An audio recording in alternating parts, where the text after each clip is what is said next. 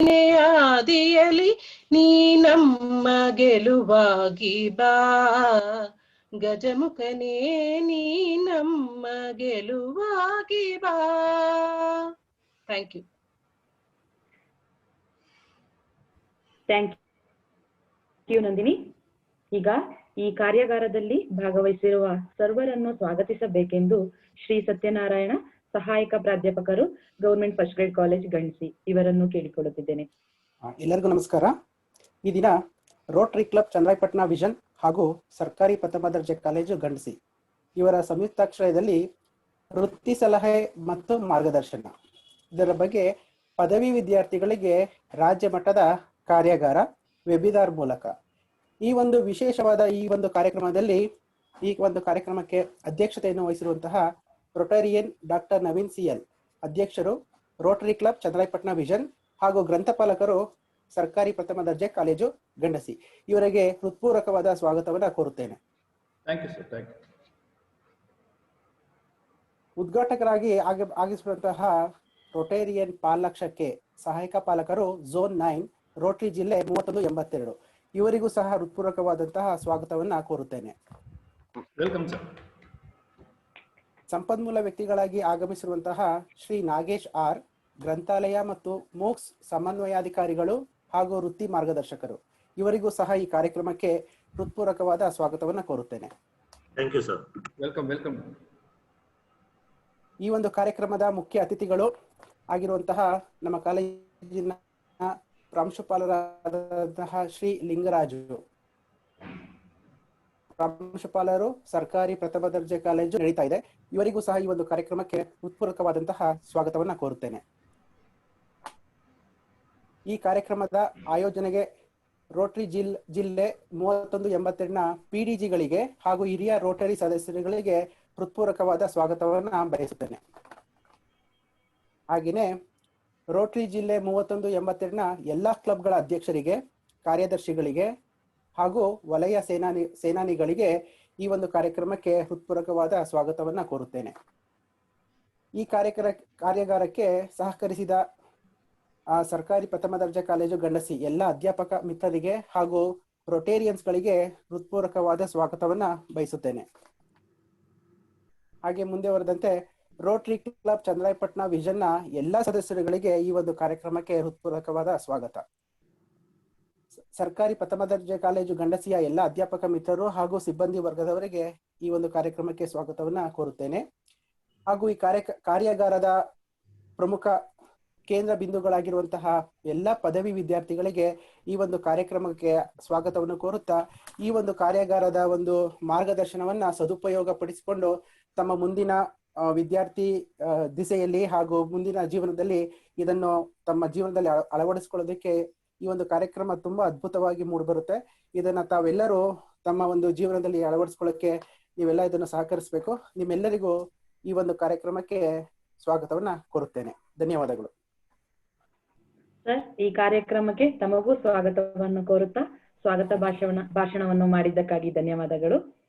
ಈಗ ನಮ್ಮ ಮುಂದಿನ ಕಾರ್ಯಕ್ರಮದ ಉದ್ಘಾಟನೆ, ಇದನ್ನು ನಡೆಸಿಕೊಡಬೇಕೆಂದು ನಮ್ಮ ಝೋನ್ 9ನ ಅಸಿಸ್ಟೆಂಟ್ ಗವರ್ನರ್ ಆದಂತಹ ರೊಟೇರಿಯನ್ ಕೆ ಪಾಲಾಕ್ಷ ಸರ್ ಇವರನ್ನು ಕೇಳಿಕೊಳ್ತಾ ಇದ್ದೇನೆ. ಈ ಕಾರ್ಯಕ್ರಮವನ್ನ ಗಿಡಕ್ಕೆ ನೀರು ಹಾಕುವ ಮೂಲಕ ಉದ್ಘಾಟನೆ ಮಾಡ್ತಾ ಇದ್ದೇನೆ.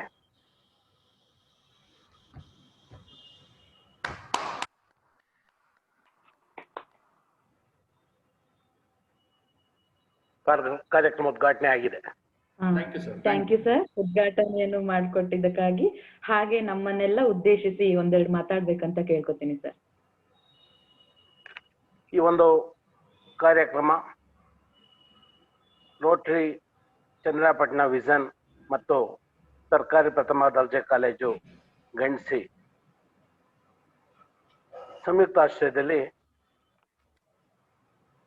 ಡಿಗ್ರಿ ವಿದ್ಯಾರ್ಥಿಗಳಿಗೆ ಒಂದು ಕೆರಿಯರ್ ಗೈಡೆನ್ಸ್ ಮತ್ತೆ ಡೆವಲಪ್ಮೆಂಟ್ ಇದ್ರ ಬಗ್ಗೆ ಒಂದು ಕಾರ್ಯಕ್ರಮ ಅಧ್ಯಕ್ಷರಾದಂಥ ಡಾಕ್ಟರ್ ನವೀನ್ ಅವರ ಆಶಯದಂತೆ ಈ ಕಾರ್ಯಕ್ರಮ ಹಮ್ಮಿಕೊಂಡಿದ್ದೇವೆ.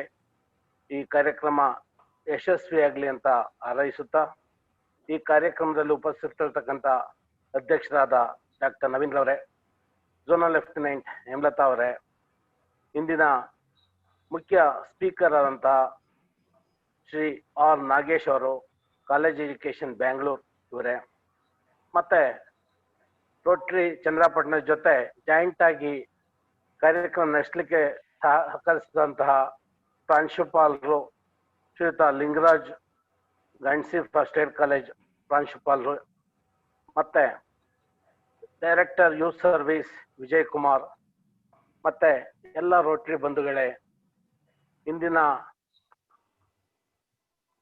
ವಿದ್ಯಾಭ್ಯಾಸವನ್ನು ಮಾಡ್ತಿರ್ತಕ್ಕಂಥ, ಡಿಗ್ರಿನಲ್ಲಿ ಓದ್ತಿರ್ತಕ್ಕಂಥ, ಈ ವೆಬಿನಾರ್ ಕಾರ್ಯಕ್ರಮದಲ್ಲಿ ಭಾಗವಹಿಸಿರ್ತಕ್ಕಂಥ ಎಲ್ಲ ವಿದ್ಯಾರ್ಥಿ ಮಿತ್ರರೇ, ಇದೊಂದು ನಿಜವಾಗ್ಲೂ ಕೂಡ ಉಪಯುಕ್ತ ಕಾರ್ಯಕ್ರಮ. ಇಲ್ಲಿ ಕೆರಿಯರ್ ಗೈಡೆನ್ಸ್ ಯಾತಕ್ಕೆ ಬೇಕು ಅಂತ ಅಂದ್ರೆ, ಸೊ ನಮ್ಮ ಜೀವನದಲ್ಲಿ ನಾವು ಸುಮಾರು ದಾರಿಗಳು ಬರ್ತವೆ, ಎಲ್ಲಾ ದಾರಿಗಳಲ್ಲಿ ಹೋಗಿ ಮತ್ತೆ ವಾಪಸ್ ಬರ್ಲಿಕ್ಕೆ ಆಗಲ್ಲ. ಉದಾಹರಣೆಗೆ ಹೇಳ್ತೀವಿ, ನಾನು ಒಳನರಸೀಪುರದವನು, ನಾನು ಹಾಸನಿಗೆ ಬರ್ಬೇಕಾದ್ರೆ ನನಗೆ ಫಸ್ಟ್ ಸರ್ಕಲ್ ಸಿಗುತ್ತೆ. ಆ ಸರ್ಕಲ್ ಅಲ್ಲಿ 4 ರೋಡ್ ಇದಾವೆ. ಒಂದು ಸಕಲೇಶ್ಪುರ ಹೋಗುತ್ತೆ, ಇನ್ನೊಂದು ಚಂದ್ರಪಟ್ಟಣ ಹೋಗುತ್ತೆ, ಇನ್ನೊಂದು ಬೇಲೂರು ಕಡೆ ಹೋಗ್ತದೆ. ಇಲ್ದೆ ಇದ್ರೆ ನಾನು ಯಾವುದೋ ಒಂದು ರೋಡಲ್ಲಿ ಹೋಗಿ ಇದಲ್ಲ ಅಂತ ಮತ್ತೆ ವಾಪಸ್ ಬರ್ಬೇಕು, ಬೇರೆ ರೋಡಲ್ಲಿ ಹೋಗಿ ಮತ್ತೆ ಬರಬೇಕು. ಆದ್ರಿಂದ ನಮ್ಮ ಮುಂದಿನ ಗುರಿ ಏನಿದೆ ಅದು ಸ್ಪಷ್ಟವಾಗಿರ್ಬೇಕು. ಆ ಒಂದು ನಿಟ್ಟಿನಲ್ಲಿ ನಮ್ಮ ಗುರಿಗಳನ್ನ ಆಯ್ಕೊಳ್ಳಿಕ್ಕೆ ಇದೊಂದು ಉತ್ತಮ ಅವಕಾಶ. ಅದನ್ನ ಚಂದ್ರಪಟ್ಟಣ ರೋಟರಿ ಮತ್ತೆ ಗಂಡ್ಸಿ ಫಸ್ಟ್ ಏಡ್ ಕಾಲೇಜ್ನವರು ಮಾಡಿಕೊಟ್ಟಿದ್ದಾರೆ.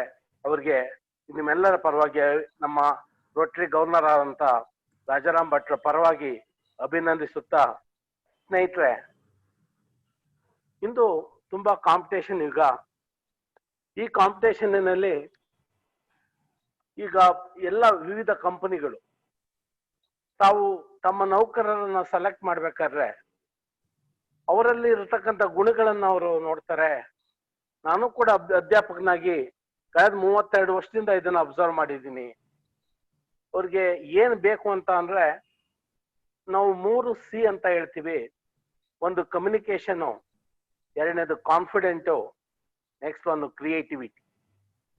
ನೀನ್ ಏನು ಮಾಡ್ತೀಯಾ, ನೀನ್ ಏನು ಪ್ರೊಡಕ್ಷನ್ ಮಾಡ್ತೀಯಾ, ನಿನ್ನ ಪ್ಲಾನ್ ಏನು, ಅದನ್ನ ಕರೆಕ್ಟ್ ಆಗಿ ಇನ್ನೊಬ್ರಿಗೆ ಕನ್ವಿನ್ ಮಾಡ್ತಕ್ಕಂಥದ್ದು ನಿಮ್ಮ ಕಮ್ಯುನಿಕೇಶನ್ ಸಿಸ್ಟಮ್. ಅದನ್ನ ಉತ್ತಮಪಡಿಸ್ಬೇಕಾದಂಥದ್ದು ನಮ್ಮೆಲ್ಲ ಅಭ್ಯರ್ಥಿಗಳ ಮೊದಲ ಆದ್ಯತೆ ಆಗ್ಬೇಕು. ಎರಡನೇದು ಕಾನ್ಫಿಡೆನ್ಸ್. ನೀನು ಮಾಡ್ತಕ್ಕಂಥ ಕೆಲಸದ ಬಗ್ಗೆ ನಿನಗೆ ಕಾನ್ಫಿಡೆಂಟ್ ಇದ್ದಾಗ ನೀನು ಅದನ್ನ ಸಾಧನೆ ಮಾಡ್ಲಿಕ್ಕೆ ಸಾಧ್ಯ, ಅದನ್ನ ಡೆವಲಪ್ ಮಾಡ್ಬೇಕಾಗತ್ತೆ. ಮೂರನೇದು ಕ್ರಿಯೇಟಿವಿಟಿ. ಸ್ನೇಹಿತರೆ, ಎಲ್ಲಾರು ಮಾಡ್ದಂಗೆ ಆ ಕೆಲಸನ ನೀನು ಮಾಡಿದ್ರೆ ಅದಕ್ಕೆ ಇಂಪಾರ್ಟೆನ್ಸ್ ಬರಲ್ಲ. ಅದೇ ಕೆಲಸನ ಬೇರೆ ರೀತಿನಲ್ಲಿ, ಬೇರೆ ಎಲ್ಲರಿಗಿಂತ ಡಿಫ್ರೆಂಟ್ ಆಗಿ ನೀನ್ ಮಾಡ್ತಾ ಹೋದಾಗ ಅದು ನಿನ್ನ ಕ್ರಿಯೇಟಿವಿಟಿನ ತೋರಿಸುತ್ತೆ. ಅದು ಕೂಡ ಇವತ್ತು ಬೇಕಾಗ್ತದೆ. ನಾವು ನೋಡಿದೀವಿ, ದೊಡ್ಡ ದೊಡ್ಡ ಕಂಪ್ನಿಗಳು ಕಾಲೇಜ್ಗಳಿಗೆ ಬಂದಾಗ ಅವರು ಹುಡುಕ್ತಕ್ಕಂಥದ್ದು ಯಾರನ್ನ ಅಂತ ಅಂದ್ರೆ, ಫಸ್ಟ್ ರ್ಯಾಂಕ್, ಸೆಕೆಂಡ್ ರ್ಯಾಂಕ್ ಬಂದಿರ್ತಕ್ಕಂಥ ಹುಡುಗರು ಅವ್ರಿಗೆ ಬೇಕಾಗಿಲ್ಲ. ಯಾಕೆಂದ್ರೆ ಆ ಮಕ್ಕಳು ಸಿಲೆಬಸ್ ಮತ್ತೆ ಟೆಕ್ಸ್ಟ್ ಬುಕ್ 2 ಮಧ್ಯದಲ್ಲಿ ಇರ್ತಾರೆ. ಆಕ್ಚುಲಿ ಏನ್ ಬೇಕು ಅಂತ ಅಂದ್ರೆ, ಅವ್ರಿಗೆ ಒಬ್ಬ ಒಳ್ಳೆ ಲೀಡರ್ ಬೇಕು. ಆ ಲೀಡರ್ಶಿಪ್ ಕ್ವಾಲಿಟಿ ನಮ್ಮ ಹುಡುಗರಲ್ಲಿ ಬೇಕು. ನೆಕ್ಸ್ಟ್, ಅವನು ಟೀಮ್ ನ ಬಿಲ್ಡಿಂಗ್, ಆ ಟೀಮ್ ನ ಮ್ಯಾನೇಜ್ ಮಾಡ್ತಕ್ಕಂಥ ಶಕ್ತಿ ಬೇಕು. ಮತ್ತೆ ಟ್ರಸ್ಟ್ ಮ್ಯಾನೇಜ್ಮೆಂಟ್. ಸಂಸ್ಥೆ ಅಥವಾ ಕಂಪನಿ ಎಂತ ಕಷ್ಟ ಕಾಲದಲ್ಲೂ ಕೂಡ ಅದನ್ನ ಬಂದ ಕಷ್ಟಗಳನ್ನ ಎದುರಿಸಿ ಸಂಸ್ಥೆಯನ್ನ ಸೇಫ್ ಆಗಿ ತಗೊಂಡೋಗ್ತಕ್ಕಂಥ ಶಕ್ತಿ ಬೇಕು. ಅದು ಮ್ಯಾನೇಜ್ಮೆಂಟ್. ಸೊ ಅದು ಟ್ರಸ್ಟ್ ಮ್ಯಾನೇಜ್ಮೆಂಟ್. ಇದ್ರ ಜೊತೆಗೆ ಎಲ್ಲರ ಜೊತೆ ಸೇರಿ ಆ ಕಂಪನಿಯಿಂದ ಮುಂದೆ ನಡೆಸಬೇಕಾದಂತ ಒಬ್ಬ ವ್ಯಕ್ತಿಗಳನ್ನ ಅವ್ರು ಹುಡುಕ್ತಾರೆ. ಅದಕ್ಕೆ ಅವರು ಕಂಪನಿಗಳನ್ನ, ಕೋಟ್ಯಾಂತರ ರೂಪಾಯಿ ಹಾಕಿರ್ತಕ್ಕಂಥ ಕಂಪನಿಗಳನ್ನ ನಿಮ್ ಕೈಲಿ ಕೊಡಬೇಕು ಅಂತ ಅಂದ್ರೆ ನೀವು ಇವೆಲ್ಲ ಗುಣಗಳನ್ನ ಬೆಳೆಸ್ಕೊಬೇಕು. ಇದು ಈ 3 ವರ್ಷ ಏನು ಡಿಗ್ರಿಯಲ್ಲಿ ಓದ್ತಾ ಇರ್ತೀರಾ, ಡಿಗ್ರಿಯಿಂದ ಆಚೆ ಬರೋದ್ರೊಳಗೆ ಈ ಗುಣಗಳನ್ನ ಬೆಳೆಸಿ ನಿನ್ನ ಗುರಿಯನ್ನ ನೀವು ಮಾಡ್ಕೊಂಡಿದ್ದಾಗ ಡೆಫಿನೆಟ್ ಆಗಿ ಯಾವುದೇ ಅಳಿಕಿಲ್ದೆ ಸೊ ನೀವು ಬೇಗ ಜೀವನದಲ್ಲಿ ನಿಮ್ಮ ಗುರಿಯನ್ನ ತಲುಪಿ ಸಮಾಜಕ್ಕೆ ಒಳ್ಳೆಯ ಪ್ರಜೆಗಳಾಗ್ತೀರಾ, ಸಮಾಜಕ್ಕೆ ಒಳ್ಳೆಯ ಕೊಡುಗೆ ಕೊಡ್ತೀರಾ. ಈ ಕಾರ್ಯಕ್ರಮ ಆಯೋಜಿಸ್ತಕ್ಕಂಥದ್ದು ತುಂಬಾ ಅರ್ಥಪೂರ್ಣವಾಗಿದೆ. ನಿಮ್ಮೆಲ್ಲರಿಗೂ ಕೂಡ ಒಳ್ಳೆಯದಾಗ್ಲಿ. ಕಾರ್ಯಕ್ರಮ ಆಯೋಜಕರಿಗೂ ಕೂಡ ಹೊಂದಿಸ್ತಾ ನಾನು ಮಾತು ಮುಗಿಸ್ತಾ ಇದ್ದೇನೆ. ಧನ್ಯವಾದಗಳು ಸರ್, ಉದ್ಘಾಟನಾ ಭಾಷಣವನ್ನು ನಡೆಸಿಕೊಟ್ಟಿದ್ದಕ್ಕಾಗಿ. ಈಗ ನಮ್ಮ ಮುಂದಿನ ಕಾರ್ಯಕ್ರಮ, ಈ ಕಾರ್ಯಾಗಾರದ ಸಂಪನ್ಮೂಲ ವ್ಯಕ್ತಿಗಳಾದ Shri Nagesh R, library and MOOC ಸಮನ್ವಯಾಧಿಕಾರಿಗಳು ಹಾಗೂ ವೃತ್ತಿ ಮಾರ್ಗದರ್ಶಕರು, ಇವರ ಒಂದು ಕಿರು ಪರಿಚಯದ ವಿಟಿ.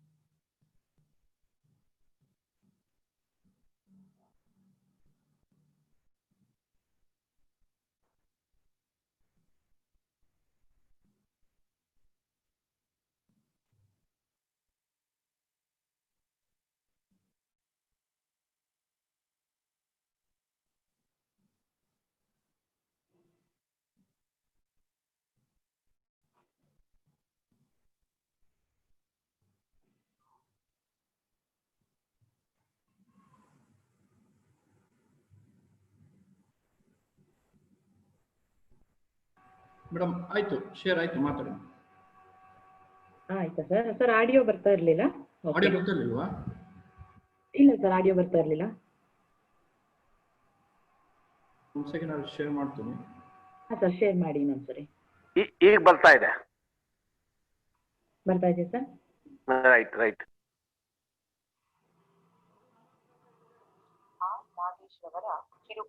ಆಡಿಯೋ ಬರ್ತಾ ಇದೆಯಾ? ಹಾ, ಈಗ ಬರ್ತಾ ಇದೆ ಸರ್. ಬರ್ತಾ ಇದೆ.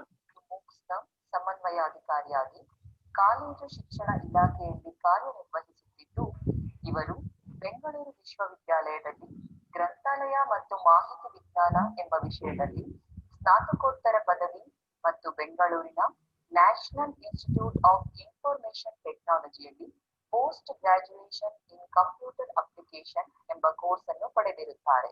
ಹಾಗೂ ವೃತ್ತಿ ಸಲಹೆ ಮತ್ತು ಮಾರ್ಗದರ್ಶನ ವಿಷಯದಲ್ಲಿ ಶಿಲ್ಲಾಂಗ್ನ ಮಾರ್ಟಿನ್ ಲೂಥರ್ ಕ್ರಿಶ್ಚಿಯನ್ ವಿಶ್ವವಿದ್ಯಾಲಯದಲ್ಲಿ ಸರ್ಟಿಫಿಕೇಟ್ ಕೋರ್ಸ್ ಅನ್ನು ಪಡೆದಿರುತ್ತಾರೆ.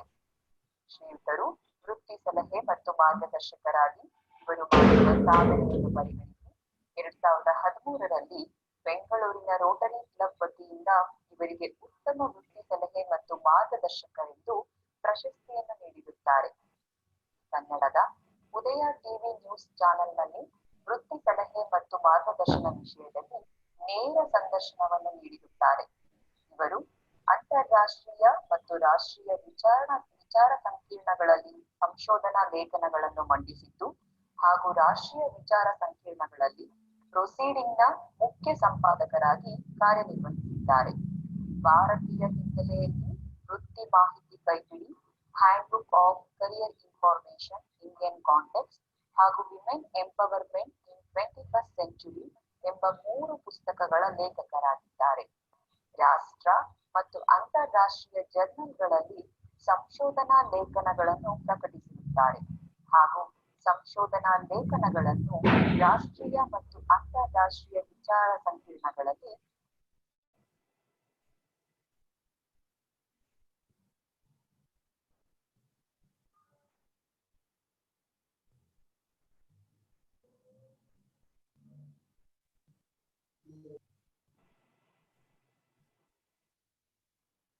ಸರ್ ವಾಯ್ಸ್ ಮ್ಯೂಟ್ ಆಗಿದೆ.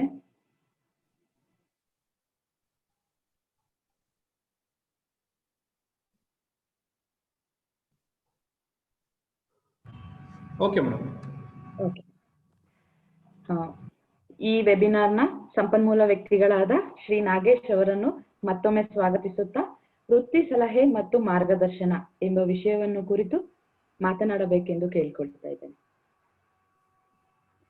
ಎಲ್ಲ ವಿದ್ಯಾರ್ಥಿಗಳು ಈ ಕಾರ್ಯಾಗಾರದ ಸದುಪಯೋಗವನ್ನು ಪಡೆಯಬೇಕೆಂದು ಕೇಳ್ತಾ ಇದ್ದೇನೆ.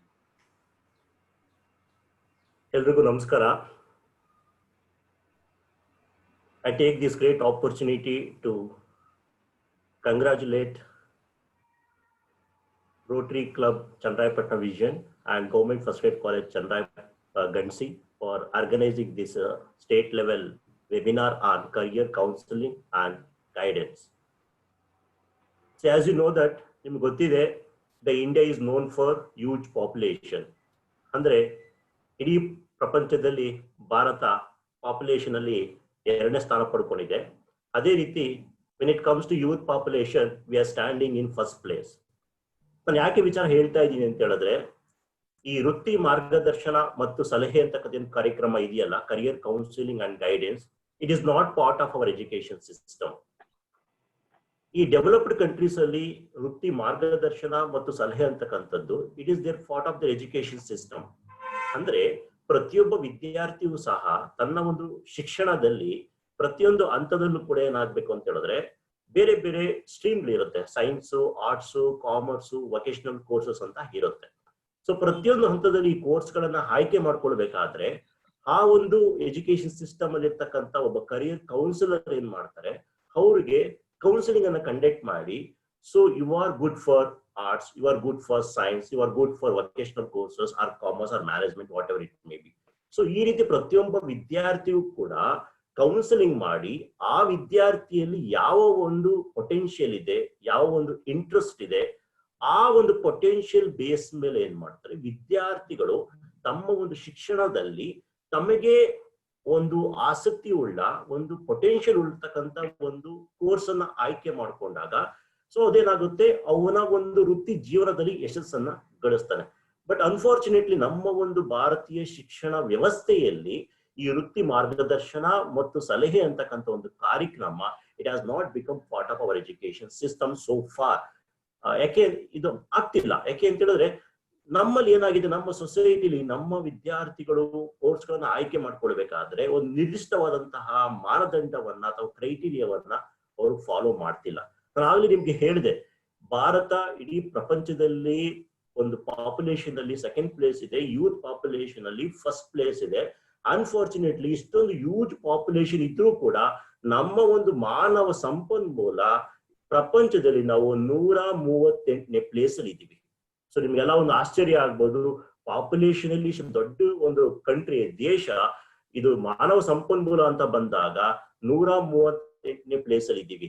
ಯಾಕೆ ಈ ಒಂದು ಇಷ್ಟೊಂದು ಗ್ಯಾಪ್ ಯಾಕೆ ಅಂತ ಬಂದಾಗ ವೆರಿ ಸಿಂಪಲ್ ರೀಸನ್ ಏನಂತ ಹೇಳಿದ್ರೆ, ನಾವು ನಮ್ಮ ಒಂದು ಶಿಕ್ಷಣ ವ್ಯವಸ್ಥೆಯಲ್ಲಿ ಪಡೆದುಕೊಳ್ಳುವಂತಹ ವಿದ್ಯಾರ್ಹತೆಗಳು ಮತ್ತು ನಾವು ಕೆಲಸ ನಿರ್ವಹಿಸುವ ಒಂದು ವರ್ಕ್ ಪ್ರೊಫೈಲ್ ಏನಿದೆಯಲ್ಲ, so both are most of the time miss match ಆಗ್ತಾ ಇದೆ. ಸೊ ನೀವು ನೋಡ್ತಾ ಇದ್ದೀರಾ, ಈಗ ಕಾಲ್ ಸೆಂಟರ್ಸ್ ಆಗಿರ್ಬೋದು, IT-BT ಆಗಿರ್ಬೋದು, ಅವರ ಕ್ವಾಲಿಫಿಕೇಶನ್ಸ್ ಯಾವುದೋ ಇರುತ್ತೆ, ಬಟ್ ಅಲ್ಲಿ ವರ್ಕ್ ಮಾಡ್ತಕ್ಕಂಥ ನೇಚರ್ ಯಾವುದು ಬೇರೆ ಇರುತ್ತೆ. ಅಂದ್ರೆ ನಮ್ಮ ಕ್ವಾಲಿಫಿಕೇಶನ್ಸ್ ನಮ್ಮ ವರ್ಕ್ ಪ್ರೊಫೈಲ್ಗೆ is not matching. At the same time the whole population in our nation it is not transforming into human resources. ಅಂದ್ರೆ ನಮ್ಮ ಒಂದು ಮಾನವ ಸಂಪನ್ಮೂಲ ಏನಿದೆಯಲ್ಲ ಅಥವಾ ಜನಸಂಖ್ಯೆ ಏನಿದೆಯಲ್ಲ, ಆ ಜನಸಂಖ್ಯೆ ಮಾನವ ಸಂಪನ್ಮೂಲವಾಗಿ ಪರಿವರ್ತನೆ ಆಗ್ಬೇಕು. there should be a transformation from population into human resources. So ಒಂದು ರಾಷ್ಟ್ರದ ಜನಸಂಖ್ಯೆ ಯಾವಾಗ ಮಾನವ ಸಂಪನ್ಮೂಲ ಆಗಿ ಪರಿವರ್ತನೆ ಆಗುತ್ತೋ ಆವಾಗ ಮಾತ್ರ ಆ ರಾಷ್ಟ್ರದ ಅಭಿವೃದ್ಧಿಯನ್ನ ನಾವು ಕಾಣಬಹುದು. ಸೊ ಇದನ್ನ ನಾವು ಡೆವಲಪ್ಡ್ ಕಂಟ್ರೀಸ್ ಅಲ್ಲಿ ನಾವು ಕಂಪೇರ್ ಮಾಡಿದಾಗ ಅಫ್ಕೋರ್ಸ್ ಅವರ ಒಂದು ಪಾಪ್ಯುಲೇಷನ್ ಮಾನವ ಸಂಪನ್ಮೂಲ ಆಗಿ ಟ್ರಾನ್ಸ್ಫಾರ್ಮೇಶನ್ ಆಗಿದೆ, ಪರಿವರ್ತನೆ ಆಗಿದೆ. ಬಟ್ ನಮ್ಮಲ್ಲಿ ಈ ಒಂದು ಟ್ರಾನ್ಸ್ಫಾರ್ಮೇಶನ್ ಏನಾಗಿದೆ, ತುಂಬಾ ಗ್ಯಾಪ್ ಇದೆ. From old population is not transforming into human resources in our nation. That's what we are standing in 138th place in human resource index in the world. So ಮಾನವ ಸಂಪನ್ಮೂಲ ಅಭಿವೃದ್ಧಿಯ ರೇಖೆಯಲ್ಲಿ ನಾವು 138 place ಅಲ್ಲಿ ಇದ್ದೀವಿ. ಯಾಕೆ ಅಂತ ಹೇಳಿದ್ರೆ ನಾನು ಆಗ್ಲೇ ಹೇಳಿದ್ದೀನಿ, ನಮ್ಮ ಕ್ವಾಲಿಫಿಕೇಶನ್ಸ್ಗೂ ನಮ್ಮ ವರ್ಕ್ ಪ್ರೊಫೈಲ್ಗೂ ಮಿಸ್ ಮ್ಯಾಚ್ ಆಗ್ತಾ ಇರೋದಾಗಿರ್ಬೋದು, ಅಥವಾ ನಮ್ಮ ಒಂದು ಜನಸಂಖ್ಯೆ ಮಾನವ ಸಂಪನ್ಮೂಲ ಆಗಿ ಪರಿವರ್ತನೆ ಯಶಸ್ವಿಯಾಗಿ ಆಗದೇ ಇರಬಹುದು. ಸೊ ಇಷ್ಟೆಲ್ಲಾ ಸಮಸ್ಯೆಗಳು ನಮ್ಮ ಒಂದು ಶಿಕ್ಷಣ ವ್ಯವಸ್ಥೆಯಲ್ಲಿ ನಾವು ನೋಡ್ತಾ ಇದ್ದೀವಿ. ನಾನು ಆಗ್ಲೇ ಹೇಳಿದೆ, ಬೇರೆ ಅಭಿವೃದ್ಧಿ ಹೊಂದಿರತಕ್ಕಂತ ರಾಷ್ಟ್ರಗಳಲ್ಲಿ ಈ ಒಂದು ವೃತ್ತಿ ಸಲಹೆ ಮತ್ತು ಮಾರ್ಗದರ್ಶನ, ವೆರಿ ಸಿಂಪಲ್ ಆಗಿ ಹೇಳ್ಬೇಕು ಅಂತ ಹೇಳಿದ್ರೆ, what is career counselling and guidance. ಪ್ರತಿಯೊಬ್ಬ ವಿದ್ಯಾರ್ಥಿನೂ ಅರ್ಥ ಮಾಡ್ಕೊಳ್ಬೇಕು, ವೃತ್ತಿ ಸಲಹೆ ಮತ್ತು ಮಾರ್ಗದರ್ಶನ ಅಂದ್ರೆ ನಮ್ಮಲ್ಲಿರ್ತಕ್ಕಂಥ ಒಂದು ಆಸಕ್ತಿ, ಸಾಮರ್ಥ್ಯ ಮತ್ತು ಬುದ್ಧಿಶಕ್ತಿಗೆ ಅನುಗುಣವಾಗಿ ವಿದ್ಯಾರ್ಹತೆಗಳನ್ನ ಪಡ್ಕೊಂಡಾಗ ಸೊ ನಾವು ಯಾವ ಒಂದು ಕರಿಯರ್ ಗೋಲ್ ಇರುತ್ತಲ್ಲ, ಯಾವ ಒಂದು ವೃತ್ತಿಗೆ ಹೋಗ್ಬೇಕಂತ ಅನ್ಕೊಂಡಿರ್ತೀವಲ್ಲ, ಆ ವೃತ್ತಿಗೆ ಹೋಗೋದಕ್ಕೆ ಸಾಧ್ಯ. ಸೊ ನಮ್ಮ ಒಂದು ಶಿಕ್ಷಣ ವ್ಯವಸ್ಥೆ ನಾವೇನ್ ಮಾಡ್ತೀವಿ, doing blindly all the qualification, just acquiring qualifications blindly without any thinking. ಈಗ ನಾನು BA ಮಾಡ್ತಾ ಇದ್ದೀನಿ, BSc ಮಾಡ್ತಾ ಇದ್ದೀನಿ, BCom ಮಾಡ್ತಾ ಇದ್ದೀನಿ, why am doing BCom, why am doing BSc. ಪ್ರತಿಯೊಬ್ರು ಯೋಚನೆ ಮಾಡ್ಬೇಕು, ನಾನು BA ಯಾಕೆ ತಗೊಂಡೆ, BSc ಯಾಕೆ ತಗೊಂಡೆ, BCom ಯಾಕೆ ತಗೊಂಡೆ. So finally where it takes me in this job market. ಈ ಒಂದು ಜಾಬ್ ಮಾರ್ಕೆಟ್ ಅಲ್ಲಿ ನನ್ನನ್ನ ಈ ಒಂದು ಕೋರ್ಸ್ ಎಲ್ಲಿಗೆ ತೆಗೆದುಕೊಂಡು ಹೋಗುತ್ತೆ, ಅದು ಆರ್ಟ್ಸ್ ಆಗಿರ್ಬೋದು, ಕಾಮರ್ಸ್ ಆಗಿರ್ಬೋದು, ಅಥವಾ ಸೈನ್ಸ್ ಆಗಿರ್ಬೋದು. ಪ್ರತಿಯೊಬ್ಬ ವಿದ್ಯಾರ್ಥಿನ ಅರ್ಥ ಮಾಡ್ಕೊಳ್ಬೇಕು, ನೀವು ಯಾಕೆ ಈ ಕೋರ್ಸ್ ಅನ್ನ ಓದ್ತಿದ್ದೀರಾ, what is your career goal. So developed countries ಅಲ್ಲಿ they will first identify their career. ಅವರು ಫಸ್ಟ್ ವೃತ್ತಿಯನ್ನ ಏನ್ ಮಾಡ್ತಾರೆ, ಐಡೆಂಟಿಫೈ ಮಾಡ್ತಾರೆ. ಆ ವೃತ್ತಿ ಐಡೆಂಟಿಫೈ ಮಾಡಿದ ಆದ್ಮೇಲೆ then they will start the acquiring the qualifications. ಅಂದ್ರೆ ವಿದ್ಯಾರ್ಹತೆಗಳನ್ನ ಒಂದು ವೃತ್ತಿಯ ಆಧಾರದ ಮೇಲೆ ವಿದ್ಯಾರ್ಥಿಗಳನ್ನ ಮಾಡ್ಕೊಂತ ಹೋಗ್ತಾರೆ. ಸೊ ಇಮಿಡಿಯೇಟ್ ಆಗಿ after their qualification they will get into the job market. So ನಮ್ಮಲ್ಲಿ ಈ ಒಂದು ಪರಿವರ್ತನೆ ಆಗ್ತಿಲ್ಲ. ಸೊ ವಿದ್ಯಾರ್ಥಿಗಳು ಪ್ರತಿಯೊಂದು ಹಂತದಲ್ಲೂ ಕೂಡ ಅವರು ಅನಲೈಸ್ ಮಾಡ್ಕೊಳ್ಬೇಕಾಗತ್ತೆ, ನಾನು ಯಾಕೆ ಈ ಕೋರ್ಸ್ ಅನ್ನ ಓದ್ತಾ ಇದ್ದೀನಿ, what is my career goal. So ನಾನು BCom ಆದ್ಮೇಲೆ ನೆಕ್ಸ್ಟ್ ಏನ್ ಮಾಡ್ಬೇಕು, ಅಥವಾ BA ಆದ್ಮೇಲೆ ನೆಕ್ಸ್ಟ್ ಏನ್ ಮಾಡ್ಬೇಕು, ಅಥವಾ BSc ಆದ್ಮೇಲೆ ನಾನು ಏನ್ ಮಾಡ್ಬೇಕು. ಸೊ ಈ ಒಂದು ಅಟ್ ಪ್ರೆಸೆಂಟ್ ನನಗ ಒಂದು ಡಾಕ್ಟರ್ APJ ಅಬ್ದುಲ್ ಕಲಾಂ ಅವರು ಒಂದು ಫ್ರೋಕ್ ಹೇಳಿದ್ದಾರೆ. ಏನಂತ ಹೇಳಿದ್ರೆ, no one should go to the college to do the achievement. So ಯಾರು ಕೂಡ ಕಾಲೇಜ್ಗೆ ಅಚೀವ್ಮೆಂಟ್ ಮಾಡೋದಕ್ಕೆ ಹೋಗಬಾರದು, but every one should go to the college to acquire the capacity to do the achievement in the future. ಅಂದ್ರೆ ಪ್ರತಿಯೊಬ್ಬ ವಿದ್ಯಾರ್ಥಿಯು ಸಹ ಕಾಲೇಜ್ಗೆ ಹೋಗ್ಬೇಕು. ಯಾವ್ದಕ್ಕೆ ಅಂತ ಹೇಳಿದ್ರೆ ಅಚೀವ್ಮೆಂಟ್ ಮಾಡೋದಕ್ಕಲ್ಲ, ಅಚೀವ್ಮೆಂಟ್ ಮಾಡೋದಕ್ಕೆ ಬೇಕಾಗಿರ್ತಕ್ಕಂತ ಒಂದು ಕೆಪಾಸಿಟಿ ಬಿಲ್ಡ್ ಮಾಡ್ಕೊಳ್ಳೋದಕ್ಕೆ. ಸೊ ಕೆಪಾಸಿಟಿ ಬಿಲ್ಡ್ ಮಾಡ್ಕೊಳ್ಳೋದಕ್ಕೆ ನಾವು ಪ್ರತಿಯೊಬ್ರು ಕೂಡ ಕಾಲೇಜ್ಗೆ ಹೋಗ್ಬೇಕಂತ ಡಾಕ್ಟರ್ ಅಬ್ದುಲ್ ಕಲಾಂ ಅವರು ಹೇಳ್ತಾರೆ. ಅಂದ್ರೆ ನಾವು ಕೆಪಾಸಿಟಿಯನ್ನ ಬಿಲ್ಡ್ ಮಾಡ್ಕೊಂಡ್ರೆ ಸೊ ನಮ್ಮ ಲೈಫ್ ಫುಲ್ ಅಚೀವ್ಮೆಂಟ್ಸ್ ಇರುತ್ತೆ. So that's what this is our stage. ಅಂದ್ರೆ ಪ್ರತಿಯೊಬ್ಬ ವಿದ್ಯಾರ್ಥಿಯು ಕೂಡ ಈ ಒಂದು ಹಂತದಲ್ಲಿ ಏನಂತ ಹೇಳಿದ್ರೆ ಒಂದು ಕೆಪಾಸಿಟಿ ಬಿಲ್ಡಿಂಗ್, ಒಂದು ಕೌಶಲ್ಯಗಳನ್ನ ವೃದ್ಧಿಸಿಕೊಳ್ಳುವ ಅಥವಾ ಜ್ಞಾನವನ್ನ ಸಂಪಾದಿಸಿಕೊಳ್ಳುವ ಒಂದು ಹಂತ ಇದು.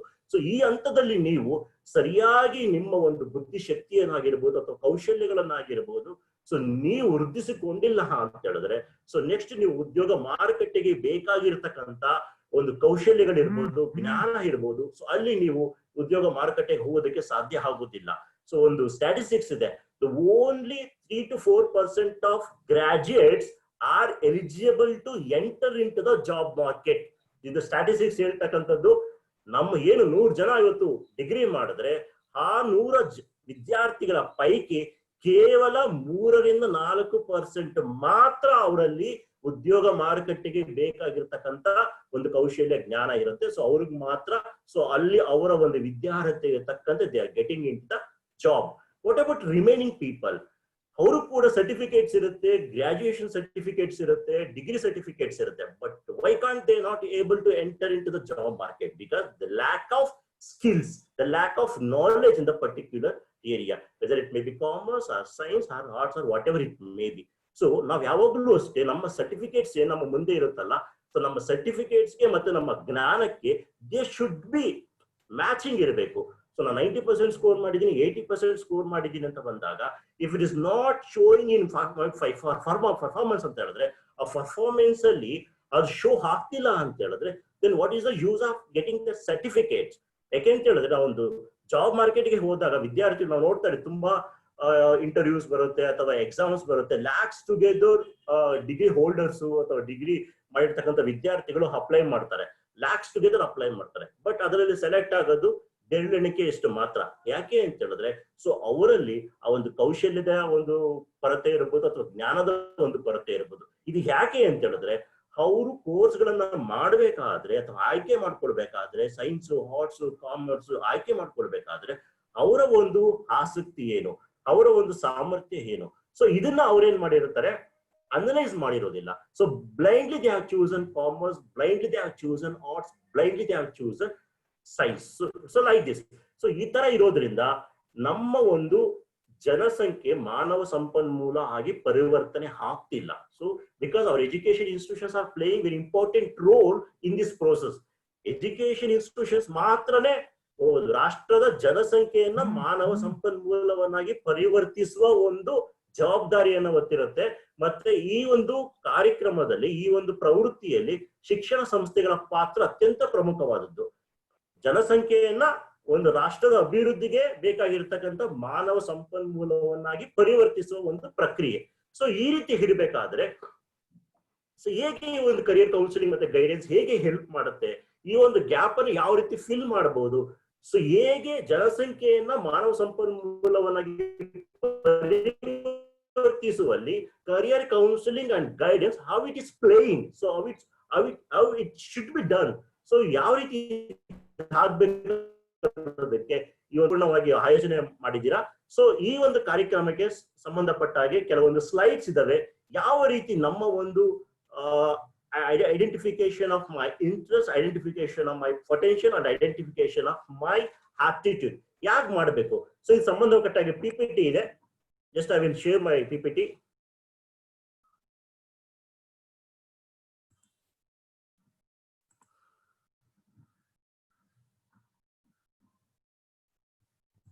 Is it visible? Yes, I sir. can't tell. Okay, done. So ನೋಡಿ, ಇದು ಫಸ್ಟ್ ಸ್ಲೈಡ್ ವೃತ್ತಿ ಸಲಹೆ ಮತ್ತು ಮಾರ್ಗದರ್ಶನ ಕಾರ್ಯಾಗಾರ. ಸೊ ಫಸ್ಟ್ ಸ್ಟೇಜ್ ಅಲ್ಲಿ ವಿದ್ಯಾರ್ಥಿ ಕನ್ಫ್ಯೂಷನ್ ಅಲ್ಲಿ ಇದ್ದಾನೆ, ನಾನೀಗ ಡಿಗ್ರಿಯಲ್ಲಿ ಇದ್ದೀನಿ ಅಥವಾ ಒಂದು ಪರ್ಟಿಕ್ಯುಲರ್ ಪಾಯಿಂಟ್ ಅಲ್ಲಿ ಇದ್ದೀನಿ, ನಾನು ನೆಕ್ಸ್ಟ್ ಎಲ್ಲಿ ಹೋಗ್ಬೇಕಂತ ಒಂದು ಇಮೇಜ್ ಲೆಫ್ಟ್ ಸೈಡ್ ಅಲ್ಲಿ ಇದೆ, is confusion. So what to do next ಅಂತ. So after going through this session on the career counseling and guidance, the student will be definitely identified his career path. So adu success anta torosutte career. So avanige next ಏನು ಮಾಡಬೇಕು ಅಂತ identification ಆಗಿದೆ. So then he is more happy.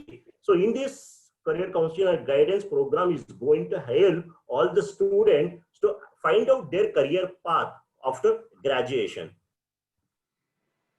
So ಇದೊಂದು slide ವೃತ್ತಿ ಶೋಧನೆಯ ಸಮೀಕರಣ. In that mean discovering career. So career Discovery equation ಅಂತ ನಾವು ಹೇಳ್ತೀವಿ. ಕರಿಯರ್ ಡಿಸ್ಕವರಿ ಈಕ್ವೇಶನ್ ಅಂದ್ರೆ ಒಂದು ವೃತ್ತಿಯನ್ನ ಆಯ್ಕೆ ಮಾಡ್ಕೊಳ್ಬೇಕಾದ್ರೆ ಅದಕ್ಕೆ ಒಂದು ಫಾರ್ಮುಲಾ ಇರುತ್ತೆ. The 4 steps of career Discovery equation is self understanding. ನೀವು ಇಮೇಜಸ್ ಅನ್ನ ನೋಡ್ಬೋದು. ಈ 4 ಸ್ಟೆಪ್ಸ್ ಅನ್ನು ವಿದ್ಯಾರ್ಥಿಗಳು ಅರ್ಥ ಮಾಡ್ಕೊಂಡ್ರೆ ಡೆಫಿನೆಟ್ಲಿ ಅವರ ಒಂದು ವೃತ್ತಿಯ ದಾರಿ ಅವ್ರಿಗೆ ಅರ್ಥ ಆಗುತ್ತೆ. ಸೊ ನೆಕ್ಸ್ಟ್ ಡಿಗ್ರಿ ಆದ್ಮೇಲೆ ಒಂದು ದೊಡ್ಡ ಕ್ವಶನ್ ಮಾರ್ಕ್ ಇರುತ್ತೆ. ಆ ಕ್ವಶನ್ ಮಾರ್ಕ್ ಸೊ ಈ ಒಂದು ಸೆಷನ್ 100% ಕ್ಲಿಯರ್ ಮಾಡುತ್ತೆ ಅವ್ರಿಗೆ. ಸೊ ಯಾವ ರೀತಿ ನಮ್ಮ ಒಂದು ವೃತ್ತಿಯನ್ನು ನಾವು ಶೋಧನೆ ಮಾಡ್ಕೊಳ್ಬೇಕು. ನೋಡಿ ಅಲ್ಲಿ ಟೈಟಲ್ ನೋಡಿ, ವೃತ್ತಿ ಶೋಧನೆಯ ಸಮೀಕರಣ. ದಟ್ ಮೀನ್ ವಿದ್ಯಾರ್ಥಿಗಳು ತಮ್ಮ ವೃತ್ತಿಯನ್ನ ಶೋಧನೆ ಮಾಡ್ಕೊಳ್ಬೇಕು. They need to discover their career. So in that process there are 4 steps. The first one is self understanding, ಅಂದ್ರೆ ಸ್ವತಃ ಅರ್ಥ ಮಾಡಿಕೊಳ್ಳುವುದು. ನೆಕ್ಸ್ಟ್ ವೃತ್ತಿ ಪ್ರಪಂಚವನ್ನು ಅರ್ಥ ಮಾಡಿಕೊಳ್ಳುವುದು. ಅಂಡ್ ಥರ್ಡ್ ಒನ್ ಈಸ್ ಬದಲಿ ವೃತ್ತಿ ಅಭಿವೃದ್ಧಿ. ಅಂಡ್ ಫೋರ್ತ್ ಒನ್ ಈಸ್ ವೃತ್ತಿ ತಯಾರಿ. ಸೊ ಈ 4 ಹಂತಗಳನ್ನ ವಿದ್ಯಾರ್ಥಿಗಳು ಅರ್ಥ ಮಾಡ್ಕೊಂಡ್ರೆ ಖಂಡಿತವಾಗ್ಲೂ ಅವರು ನೆಕ್ಸ್ಟ್ ಯಾವ ಒಂದು ಕೋರ್ಸ್ಗೆ ಹೋಗ್ಬೇಕು ಅಥವಾ ಯಾವ ಒಂದು ವೃತ್ತಿಗೆ ಹೋಗ್ಬೇಕು ಅನ್ನೋದಕ್ಕೆ ಸೊ ಇದರೊಂದು ಒಂದು ಅರ್ಥಪೂರ್ಣವಾದಂತಹ ಸ್ಲೈಡ್ ಅಂತ ನಾನು ಹೇಳ್ಬೋದು. ಸ್ವತಃ ಅರ್ಥ ಮಾಡಿಕೊಳ್ಳುವುದು. ನೀವು ಒಂದು ಮಿರರ್ ಇದೆ ಇಲ್ಲಿ, ಅಂದ್ರೆ so when you are standing in front of mirror, so you know to that so you are looking ಅಂತ, ಸೊ ಹೇಗೆ ನೀವು ಕಾಣಿಸ್ತಾ ಇದ್ದೀರ ಅಂತ. ಬಟ್ ಎಕ್ಸಾಕ್ಟ್ ಮೀನಿಂಗ್ ಈಸ್ ಅಂತ ಹೇಳಿದ್ರೆ, ಸೊ ನಿಮ್ಮನ್ನ ನೀವು ಅರ್ಥ ಮಾಡ್ಕೊಳ್ಳೋದು ಅಂತ ಹೇಳಿದ್ರೆ ನಿಮ್ಮ ಆಸಕ್ತಿ ಏನು, ನಿಮ್ಮ ಸಾಮರ್ಥ್ಯ ಏನು, ನಿಮ್ಮ ಬುದ್ಧಿಶಕ್ತಿ ಏನು, ಸೊ ಇದನ್ನು ನೀವು ಅರ್ಥ ಮಾಡ್ಕೊಂಡಾಗ ಸೊ ನಿಮಗೆ ಯಾವ ಒಂದು ಏರಿಯಾದಲ್ಲಿ ನಿಮಗೆ ಆಸಕ್ತಿ ಇದೆ ಮತ್ತು ಸಾಮರ್ಥ್ಯ ಇದೆ ಅಂತ ಗೊತ್ತಾಗುತ್ತೆ. ಸೆಕೆಂಡ್ ಒನ್ ಬಂದ್ ವೃತ್ತಿ ಪ್ರಪಂಚವನ್ನು ಅರ್ಥ ಮಾಡಿಕೊಳ್ಳುವುದು.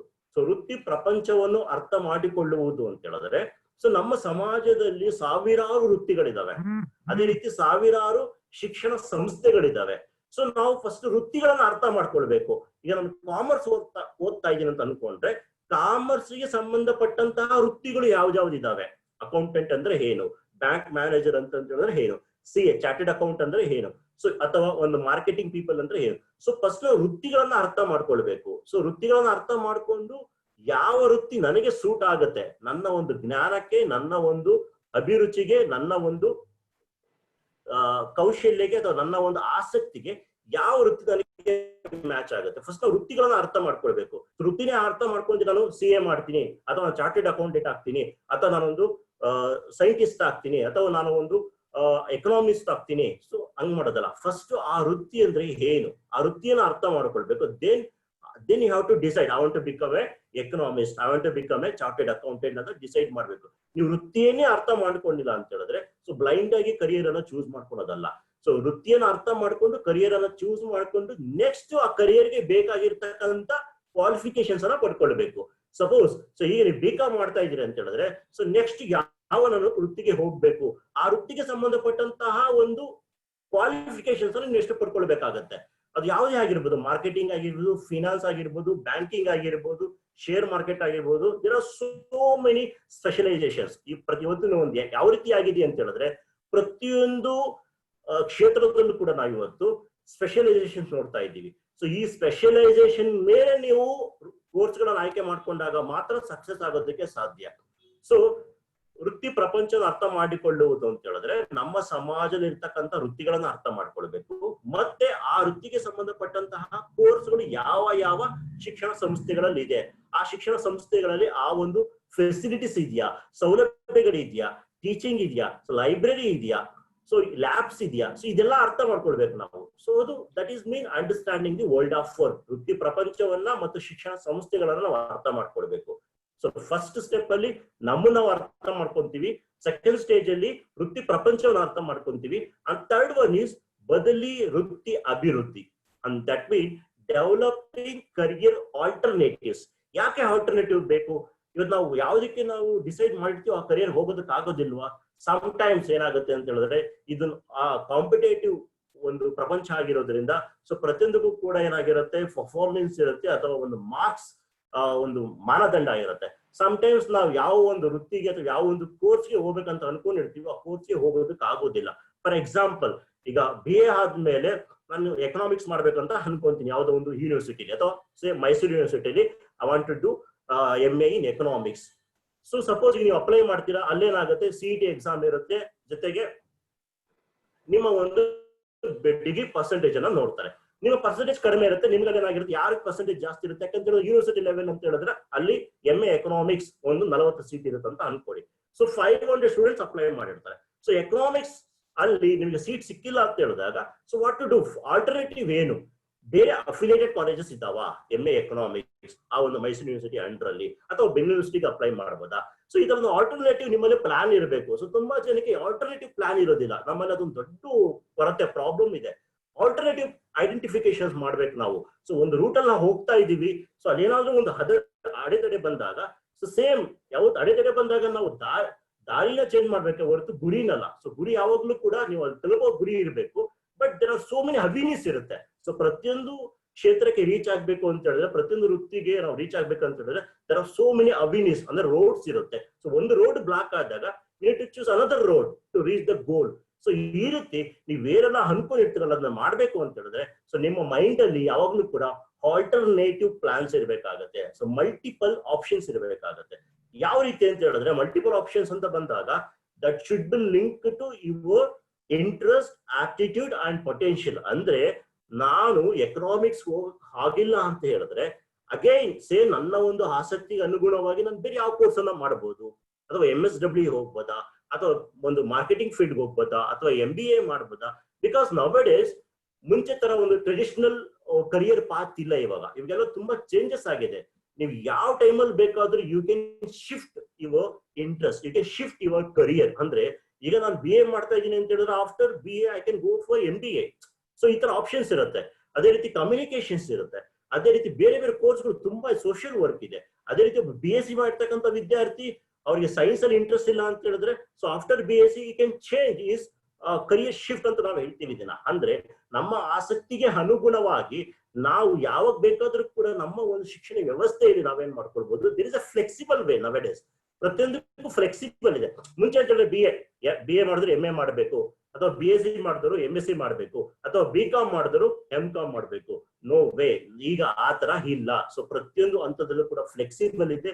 ಸೊ ನಿಮಗೆ ಯಾವ ರೀತಿ ನಿಮ್ಮ ಒಂದು ಆಸಕ್ತಿ, ಸಾಮರ್ಥ್ಯ ಮತ್ತು ಒಂದು ಬುದ್ಧಿಶಕ್ತಿಗೆ ಅನುಗುಣವಾಗಿ ಸೊ ನಿಮ್ಮ ಒಂದು ವೃತ್ತಿಯ ದಾರಿಯನ್ನು ನೀವೇನ್ ಮಾಡ್ಕೊಳ್ಬಹುದು, ಬದಲಾಯಿಸ್ಕೊಳ್ಬಹುದು. ಈಗ ತುಂಬಾ ಜನ ವಿದ್ಯಾರ್ಥಿಗಳು ಸೊ ಈ ರೀತಿ ಒಂದು ಪ್ಲಾನ್ ಮಾಡ್ಕೊಂಡಾಗ ಡೆಫಿನೆಟ್ಲಿ ನೀವು ನೆಕ್ಸ್ಟ್ ಡಿಗ್ರಿ ಆದ್ಮೇಲೆ ಸೊ ಯಾವ್ದಾದ್ರು ಒಂದು ಕೋರ್ಸ್ ಅನ್ನ ನೀವು ಹೈಯರ್ ಎಜುಕೇಶನ್ ಅಲ್ಲಿ ನಿಮ್ಮ ಒಂದು ಪೊಟೆನ್ಶಿಯಲ್ಗೆ ಅನುಗುಣವಾಗಿ ಆಯ್ಕೆ ಮಾಡ್ಕೊಳ್ಳೋದಕ್ಕೆ ಈಸಿ ಆಗುತ್ತೆ. So that is called career alternatives. ನಮ್ಮಲ್ಲಿ ಆಪ್ಷನ್ಸ್ ಇರಬೇಕು. ಸೊ ಆಪ್ಷನ್ಸ್ ಇದ್ದಾಗ ಮಾತ್ರ ಏನಾಗುತ್ತೆ, ಸೊ ನಾವು ಒಂದಕ್ಕೆ ರೀಚ್ ಆಗಕ್ಕಾಗಿಲ್ಲ ಅಂತ ಹೇಳಿದ್ರೆ at the same time with having same potential I can also reach to another career which is related to my potential. So next last step, ವೃತ್ತಿ ತಯಾರಿ. So this is very very important, career preparation, because in this formula what you will do, you are going to understand yourself. ನಿಮ್ಮನ್ನ ನೀವು ಅರ್ಥ ಮಾಡ್ಕೊಂತೀರಾ, then you will understand the world of work. After that, based on your self understanding and based on understanding the world of work, ಇವೆರಡನ್ನ ಅರ್ಥ ಮಾಡ್ಕೊಂಡ ಮೇಲೆ ನೀವೇನ್ ಮಾಡ್ಕೊಂತೀರಾ, ಬದಲಿ ವೃತ್ತಿಯನ್ನು ಡೆವಲಪ್ ಮಾಡ್ಕೊಳ್ತೀರಾ. ಅಂಡ್ ಫೈನಲ್ ಸ್ಟೇಜ್ ಇಸ್ ವೃತ್ತಿ ತಯಾರಿ, ಅಂದ್ರೆ ವೃತ್ತಿ ಪ್ರಿಪರೇಷನ್ಸ್. ಈಗ ನೀವು ಯಾವ್ದು ಕೋರ್ಸ್ ಅನ್ನ ಮಾಡ್ಬೇಕಂತ ಆಯ್ಕೆ ಮಾಡ್ಕೊಂತೀರಾ, ಯಾವ ವೃತ್ತಿಗೆ ಹೋಗ್ಬೇಕು ಅಂತ ಆಯ್ಕೆ ಮಾಡ್ಕೊಂತೀರಾ, ವೃತ್ತಿ ಪ್ರಪಂಚವನ್ನು ಅರ್ಥ ಮಾಡ್ಕೊಂಡಿದ್ದೀರಾ, ನಿಮ್ಮಲ್ಲಿ ಆಲ್ಟರ್ನೇಟಿವ್ಸ್ ಇದೆ, ಬ್ಯಾಕಪ್ಸ್ ಇದೆ. ಸೊ ಇದೆಲ್ಲ ಆದ್ಮೇಲೆ then you need to start the preparation. Preparation ನೋಡಿ ಸ್ಟೆಪ್ ಬೈ ಸ್ಟೆಪ್ ಯಾವ ರೀತಿ ವೃತ್ತಿ ತಯಾರಿ ಅಂತ ಹೇಳಿದ್ರೆ ಆ ಕೋರ್ಸ್ ಅಲ್ಲಿ ಇರ್ತಕ್ಕಂಥ ಜ್ಞಾನವನ್ನ ನಾನು ಸಂಪಾದನೆ ಮಾಡ್ಕೊಂತಾ ಇದ್ದೀನಾ, ಕೌಶಲ್ಯಗಳನ್ನ ನಾನು ಕಲಿತಾ ಇದ್ದೀನಾ. ಸೊ ಈ ರೀತಿ ನೀವು ಯಾವ ಒಂದು ಕೋರ್ಸ್ ಅಲ್ಲಿ ಇದ್ದೀರಲ್ಲ ಅಲ್ಲಿ 100% ನಿಮ್ಮ ಪರ್ಫಾರ್ಮೆನ್ಸ್ ಇರಬೇಕು. ಈಗ ಎಲ್ಲರೂ ಕೂಡ ಡಿಗ್ರಿಗೆ ಜಾಯ್ನ್ ಆಗ್ತೀರಾ, of course you will get a certificate, but finally ಆ ಒಂದು ಕೋರ್ಸ್ BCom ಅಥವಾ BSc ಅಥವಾ BA ಈ ಕೋರ್ಸ್ ಅನ್ನು ಆಯ್ಕೆ ಮಾಡ್ಕೊಂಡಿದ್ದೀನಿ, ನಾನು ಡಿಗ್ರಿ ಕಂಪ್ಲೀಟ್ ಮಾಡಿದ್ದೀನಿ, ಅದರಲ್ಲಿ ನನ್ನ ಜ್ಞಾನ ಯಾವ ರೀತಿ ಇದೆ, ನನ್ನ ಕೌಶಲ್ಯ ಯಾವ ರೀತಿ ಇದೆ, that is called preparation. So you have to get the knowledge of that particular subject ಅಥವಾ ಸ್ಕಿಲ್ಸ್ ಆಫ್ ದಟ್ ಸಬ್ಜೆಕ್ಟ್. ಪ್ರತಿಯೊಂದು ವಿಷಯದಲ್ಲೂ ಕೂಡ ಸ್ಕಿಲ್ಸ್ ಇರುತ್ತೆ ಮತ್ತೆ ಒಂದು ಜ್ಞಾನ ಇರುತ್ತೆ. ಸೊ ಅದನ್ನ ನೀವು ಪಡ್ಕೊಳ್ಬೇಕಾಗತ್ತೆ. ಸೊ ಪಡ್ಕೊಂಡಾಗ ಮಾತ್ರ ಈ ಒಂದು ವೃತ್ತಿ ಶೋಧನೆಯ ಸಮೀಕರಣ ಅಂದ್ರೆ ಈ 4 ಸ್ಟೆಪ್ ಫಾಲೋ ಮಾಡಿದ್ರೆ then you will discover your career. ಅಂದ್ರೆ ನಿಮ್ಮ ವೃತ್ತಿಯನ್ನ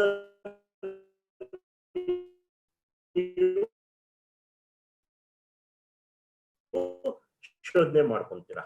ಸೊ ಇದನ್ನ ಸ್ವಲ್ಪ ಡೀಪ್ ಆಗಿ ನಾವು ಡಿಸ್ಕಷನ್ ಮಾಡ್ತಾ ಹೋಗೋಣ. ಈ ವೃತ್ತಿ ಶೋಧನೆ ಸಮೀಕರಣ, understanding the world of work, understanding the self and identifying career alternatives and also the career preparation.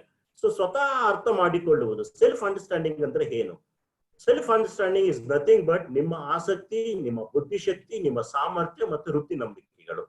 So ಆಸಕ್ತಿ ಅಂತ ಹೇಳಿದ್ರೆ ನಾನು ಯಾವ್ದನ್ನ ಇಷ್ಟಪಡ್ತೀನಿ, ನನಗೆ ಯಾವ್ದ್ರಲ್ಲಿ ಸಂತೋಷ ಸಿಗುತ್ತೆ, ಯಾವ್ದ್ರಲ್ಲಿ ಆನಂದ ಸಿಗುತ್ತೆ. ಸೊ ಈ ರೀತಿ what is your interest, whether your interest it is in commerce, whether your interest it is in science or arts or whatever it is may be. So like that you need to identify your interest.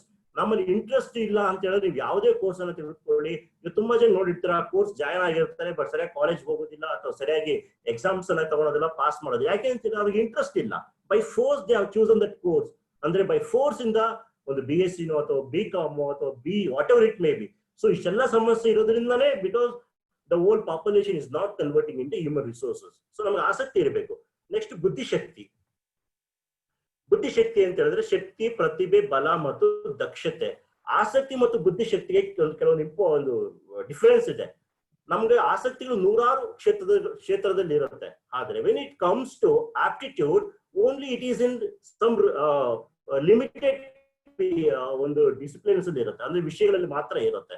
ನಮ್ಗೆ 100 ಕ್ಷೇತ್ರದಲ್ಲಿ ಆಸಕ್ತಿ ಇರುತ್ತೆ, ಆದ್ರೆ ಅದ್ರ ಮಾಡುವ ಒಂದು ಕೌಶಲ್ಯ ಕೆಲವೊಂದು ಕ್ಷೇತ್ರದಲ್ಲಿ ಮಾತ್ರ ಇರುತ್ತೆ. ಸೊ ನಾವು ಐಡೆಂಟಿಫೈ ಮಾಡ್ಬೇಕು ಯಾವ ಕ್ಷೇತ್ರದಲ್ಲಿ ನಮಗೆ ಆಸಕ್ತಿ ಮತ್ತು ಬುದ್ಧಿಶಕ್ತಿ ಎರಡೂ ಇದೆಯೋ ಅಂತ ಒಂದು ಏರಿಯಾ ನಾನು ಆಯ್ಕೆ ಮಾಡ್ಕೊಂಡಾಗ ಮಾತ್ರ I will become A successful career. ಅಂದ್ರೆ ಒಂದು ಸಕ್ಸಸ್ಫುಲ್ ಕರಿಯರ್ ಅನ್ನು ಆಯ್ಕೆ ಮಾಡ್ಕೊಳ್ಳೋದಕ್ಕೆ ಸಾಧ್ಯ ಆಗುತ್ತೆ. ಸಪೋಸ್ ಈಗ ಸ್ಟೇಜ್ ಮೇಲೆ ಹೋಗಿ ಒಂದು ಹಾಡನ್ನ ಹೇಳೋದು ನನಗೆ ತುಂಬಾ ಆಸಕ್ತಿ ಇದೆ, that is my interest. But ನಾವು ಒಂದು ಸ್ಟೇಜ್ ಮೇಲೆ ಹೋಗಿ ಹಾಡನ್ನ ಹಾಡ್ಬೇಕು ಅಂತ ಬಂದಾಗ ನಿಮ್ಗೆ ಕೆಪಾಸಿಟಿ ಕೂಡ ಇರ್ಬೇಕಾಗತ್ತೆ. ಸೊ ಹಾಡನ್ನ ಸರಿಯಾಗಿ ಹೇಳಿಲ್ಲ ಅಂತ ಹೇಳಿದ್ರೆ, ಸೊ ಸಿಂಪಲ್ ಆಗಿ ಅವ್ರಲ್ಲಿ ಆಸಕ್ತಿ ಇದೆ ಬಟ್ ಅವ್ರಿಗೆ ಆ ಕೆಪಾಸಿಟಿ ಇಲ್ಲ ಅಂತ. ಇನ್ನೊಂದು ವೇ ಇದೆ, ಸೊ ಸ್ಟೇಜ್ ಮೇಲೆ ಒಂದಲ್ಲ 10 ಹಾಡ್ಬೇಕಾದ್ರೂ ನಾನು ಹೇಳ್ತೀನಿ, ಬಟ್ ನನಗೆ ಹಾಡೋದ್ರಲ್ಲಿ ಇಂಟ್ರೆಸ್ಟ್ ಇಲ್ಲ. ಸೊ ಇಲ್ಲೇನಂತ ಹೇಳಿದ್ರೆ ಅವ್ರಿಗೆ ಆಪ್ಟಿಟ್ಯೂಡ್ ಇದೆ, ಅಂದ್ರೆ ಬುದ್ಧಿಶಕ್ತಿ ಇದೆ, ಆದ್ರೆ ಆಸಕ್ತಿ ಇಲ್ಲ. ಸೊ ಯಾವುದೇ ಕ್ಷೇತ್ರ ಆಗಿರ್ಬೋದು, ಅದು BA ಆಗಿರ್ಬೋದು, BCom ಆಗಿರ್ಬೋದು, BSc ಆಗಿರ್ಬೋದು, ಅಲ್ಲಿ ನಿಮ್ಗೆ ಆಸಕ್ತಿನೇ ಇರಬೇಕು, ನಿಮ್ಮ ಒಂದು ಆಪ್ಟಿಟ್ಯೂಡ್ ಕೂಡ ಇರಬೇಕು. ಎರಡು ಇದ್ದಾಗ ಮಾತ್ರ ಅದರಲ್ಲಿ ನಿಮಗೆ ಸಕ್ಸಸ್ ಅನ್ನ ಕಾಣೋದಕ್ಕೆ ಸಾಧ್ಯ ಆಗುತ್ತೆ. ಸೊ ನೆಕ್ಸ್ಟ್ ಸಾಮರ್ಥ್ಯ, ಅಂದ್ರೆ ಯಾವ ಕ್ಷೇತ್ರದಲ್ಲಿ ನಮ್ಗೆ ಆಸಕ್ತಿ ಮತ್ತು ಬುದ್ಧಿಶಕ್ತಿ ಎರಡು ಇರುತ್ತೋ ಅದನ್ನ ನಾವು ಪೊಟೆನ್ಷಿಯಲ್ ಅಂತ ಹೇಳ್ತೀವಿ ಅಥವಾ ಸಾಮರ್ಥ್ಯ ಅಂತ ಹೇಳ್ತೀವಿ. ನೆಕ್ಸ್ಟ್ ವೃತ್ತಿ ನಂಬಿಕೆಗಳು, ದ ಕರಿಯರ್ ಬಿಲೀಫ್ಸ್. ನಮ್ಗಲ್ಲಿ ಏನಾಗಿರುತ್ತೆ ಅಂತ ಹೇಳಿದ್ರೆ ಪ್ರತಿಯೊಬ್ಬ ವಿದ್ಯಾರ್ಥಿಗೂ ಸಹ ತನ್ನ ಒಂದು ಕೋರ್ಸ್ ಬಗ್ಗೆ ಕೆಲವೊಂದು ನಂಬಿಕೆಗಳಿರುತ್ತೆ. BA ವಿದ್ಯಾರ್ಥಿ ಆಗಿರ್ಬೋದು, BCom ವಿದ್ಯಾರ್ಥಿ ಆಗಿರ್ಬೋದು, ಅಥವಾ BSc ವಿದ್ಯಾರ್ಥಿ ಆಗಿರ್ಬೋದು. ಸೊ ಯಾವ ರೀತಿ ನಿಮ್ಮ ಒಂದು ಕೋರ್ಸ್ ಬಗ್ಗೆ ನಿಮಗೆ ಒಂದು ಒಲವು ಇರುತ್ತೋ ಅಥವಾ ನಂಬಿಕೆಗಳಿರುತ್ತೋ ಅವಾಗ ಮಾತ್ರ ಏನಾಗುತ್ತೆ ನಿಮ್ಗೆ ಆ ಕೋರ್ಸ್ ಅಲ್ಲಿ ಒಂದು ಸಕ್ಸಸ್ ಕಾಣೋದಕ್ಕೆ ಸಾಧ್ಯ. ಸೊ ಯಾವುದೇ ಕೋರ್ಸ್ ಆಗಿರ್ಬೋದು, ಯಾಕೆಂದ್ರೆ ನೀವು ಆಲ್ರೆಡಿ ಈಗ BA ಇದ್ದೀರಾ, BSc ಇದ್ದೀರಾ, BCom ಅಲ್ಲಿ ಇದ್ದೀರಾ, ಕೋರ್ಸ್ ಗಳನ್ನ ಆಯ್ಕೆ ಮಾಡ್ಕೊಂಡಿದ್ದೀರಾ. ಸೊ ನಿಮ್ಮ ಕೋರ್ಸ್ ಬಗ್ಗೆ ನಿಮಗೆ ಒಂದು ಸೆಲ್ಫ್ ಎಸ್ಟೀಮ್ ಇರಬೇಕಾಗುತ್ತೆ, ನಿಮ್ಮ ಕೋರ್ಸ್ ಬಗ್ಗೆ, ನಿಮ್ಮ ಒಂದು ವಿಷಯದ ಬಗ್ಗೆ. Because already you are in that course, so that's what you have to give the respect to that course. Then only you can acquire some knowledge in that particular area. So ಆ ರೀತಿ ಇದ್ದಾಗ ಮಾತ್ರ ನಿಮ್ಗೆ ಆ ಒಂದು course ಅಲ್ಲಿ ನೀವು ಆಯ್ಕೆ ಒಂದು ಎಕ್ಸೆಲ್ ಆಗೋದಕ್ಕೆ ಸಾಧ್ಯ ಆಗುತ್ತೆ. ಸೊ ಇದು ಸ್ವತಃ ಅರ್ಥ ಮಾಡಿಕೊಳ್ಳುವುದು, ಪ್ರತಿಯೊಬ್ಬ ವಿದ್ಯಾರ್ಥಿ ಅರ್ಥ ಮಾಡ್ಕೊಳ್ಬೇಕು. ನೀವು ನಿಮ್ಮನ್ನು ಅರ್ಥ ಮಾಡ್ಕೊಳ್ಳೋದು ಅಂತ ಹೇಳಿದ್ರೆ ನಿಮ್ಮ ಆಸಕ್ತಿ, ನಿಮ್ಮ ಬುದ್ಧಿಶಕ್ತಿ, ನಿಮ್ಮ ಸಾಮರ್ಥ್ಯ ಮತ್ತೆ ವೃತ್ತಿ ನಂಬಿಕೆಗಳು. ಸೊ ಸೆಕೆಂಡ್ ಒನ್ ಬಂದು ವೃತ್ತಿ ಪ್ರಪಂಚವನ್ನು ಅರ್ಥ ಮಾಡಿಕೊಳ್ಳುವುದು ಅಂತ ಹೇಳಿದ್ರೆ, ಸೊ ವೃತ್ತಿಗಳ ಮಾಹಿತಿ. ಅಂದ್ರೆ ಪ್ರತಿಯೊಂದು ವೃತ್ತಿಗೂ ಸಹ ವೃತ್ತಿ ಹೆಸರಿರುತ್ತೆ, ವೃತ್ತಿಯ ಅರ್ಥ ವಿವರಣೆ ಇರುತ್ತೆ, ವಿದ್ಯಾರ್ಥಿಗಳಿರುತ್ತೆ, ವೃತ್ತಿಯ ದಾರಿ ಇರುತ್ತೆ. ಸೊ ಪ್ರತಿಯೊಂದು ವೃತ್ತಿಯನ್ನು ನೀವು ಅರ್ಥ ಮಾಡ್ಕೊಳ್ಬೇಕಾಗತ್ತೆ.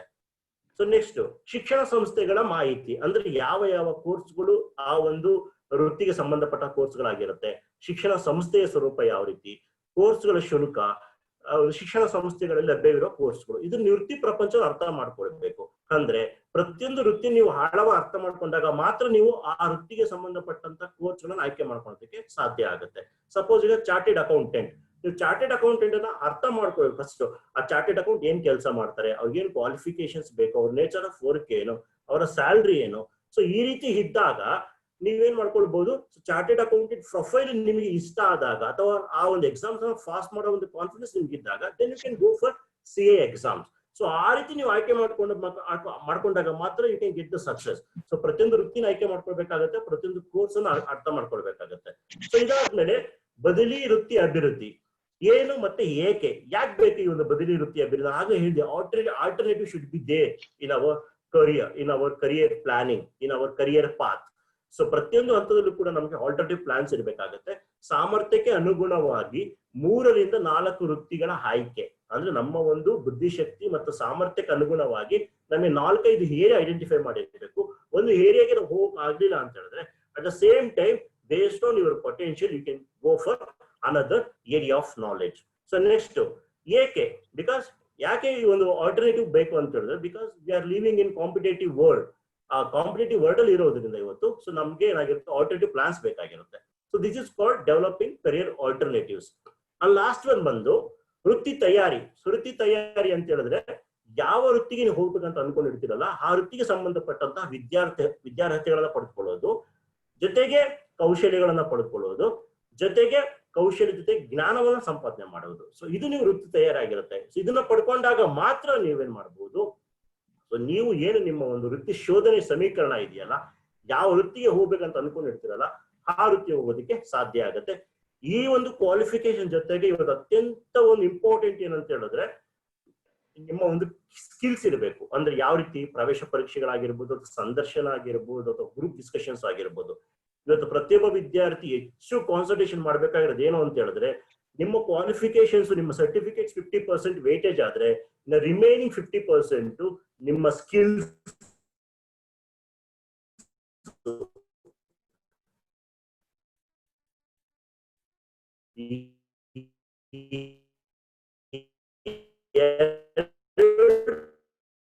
ಕೌಶಲ್ಯಗಳು ಅಥವಾ ಜ್ಞಾನ ಇಲ್ಲ ಅಂತ ಹೇಳಿದ್ರೆ definitely with having only certificate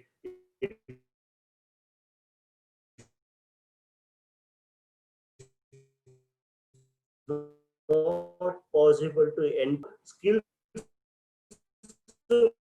ಮತ್ತೆ ಇಲ್ಲಿ ಎಲ್ಲರ ಹತ್ರ ಒಂದು ಡಿಗ್ರಿ ಸರ್ಟಿಫಿಕೇಟ್ಸ್ ಇದೆ, ಬಟ್ ಆ ಡಿಗ್ರಿ ಸರ್ಟಿಫಿಕೇಟ್ ಅನುಗುಣವಾಗಿ ಬೇಕಾಗಿರ್ತಕ್ಕಂಥ ಕೌಶಲ್ಯಗಳು ಮತ್ತು ಜ್ಞಾನದ ಕೊರತೆ ಇರೋದ್ರಿಂದ ನಾನು ಆಗಲೇ ಹೇಳಿದಾಗೆ only 3 to 4% of graduates are entering into the job market. So next slide. So this is very important. ನಾನು ಆಗಲೇ ನಿಮ್ಗೆ ಹೇಳಿದೆ ಆಸಕ್ತಿ ಮತ್ತು ಸಾಮರ್ಥ್ಯ. ಸೊ ಇಲ್ಲಿ ನೋಡಿ ಒಂದು example.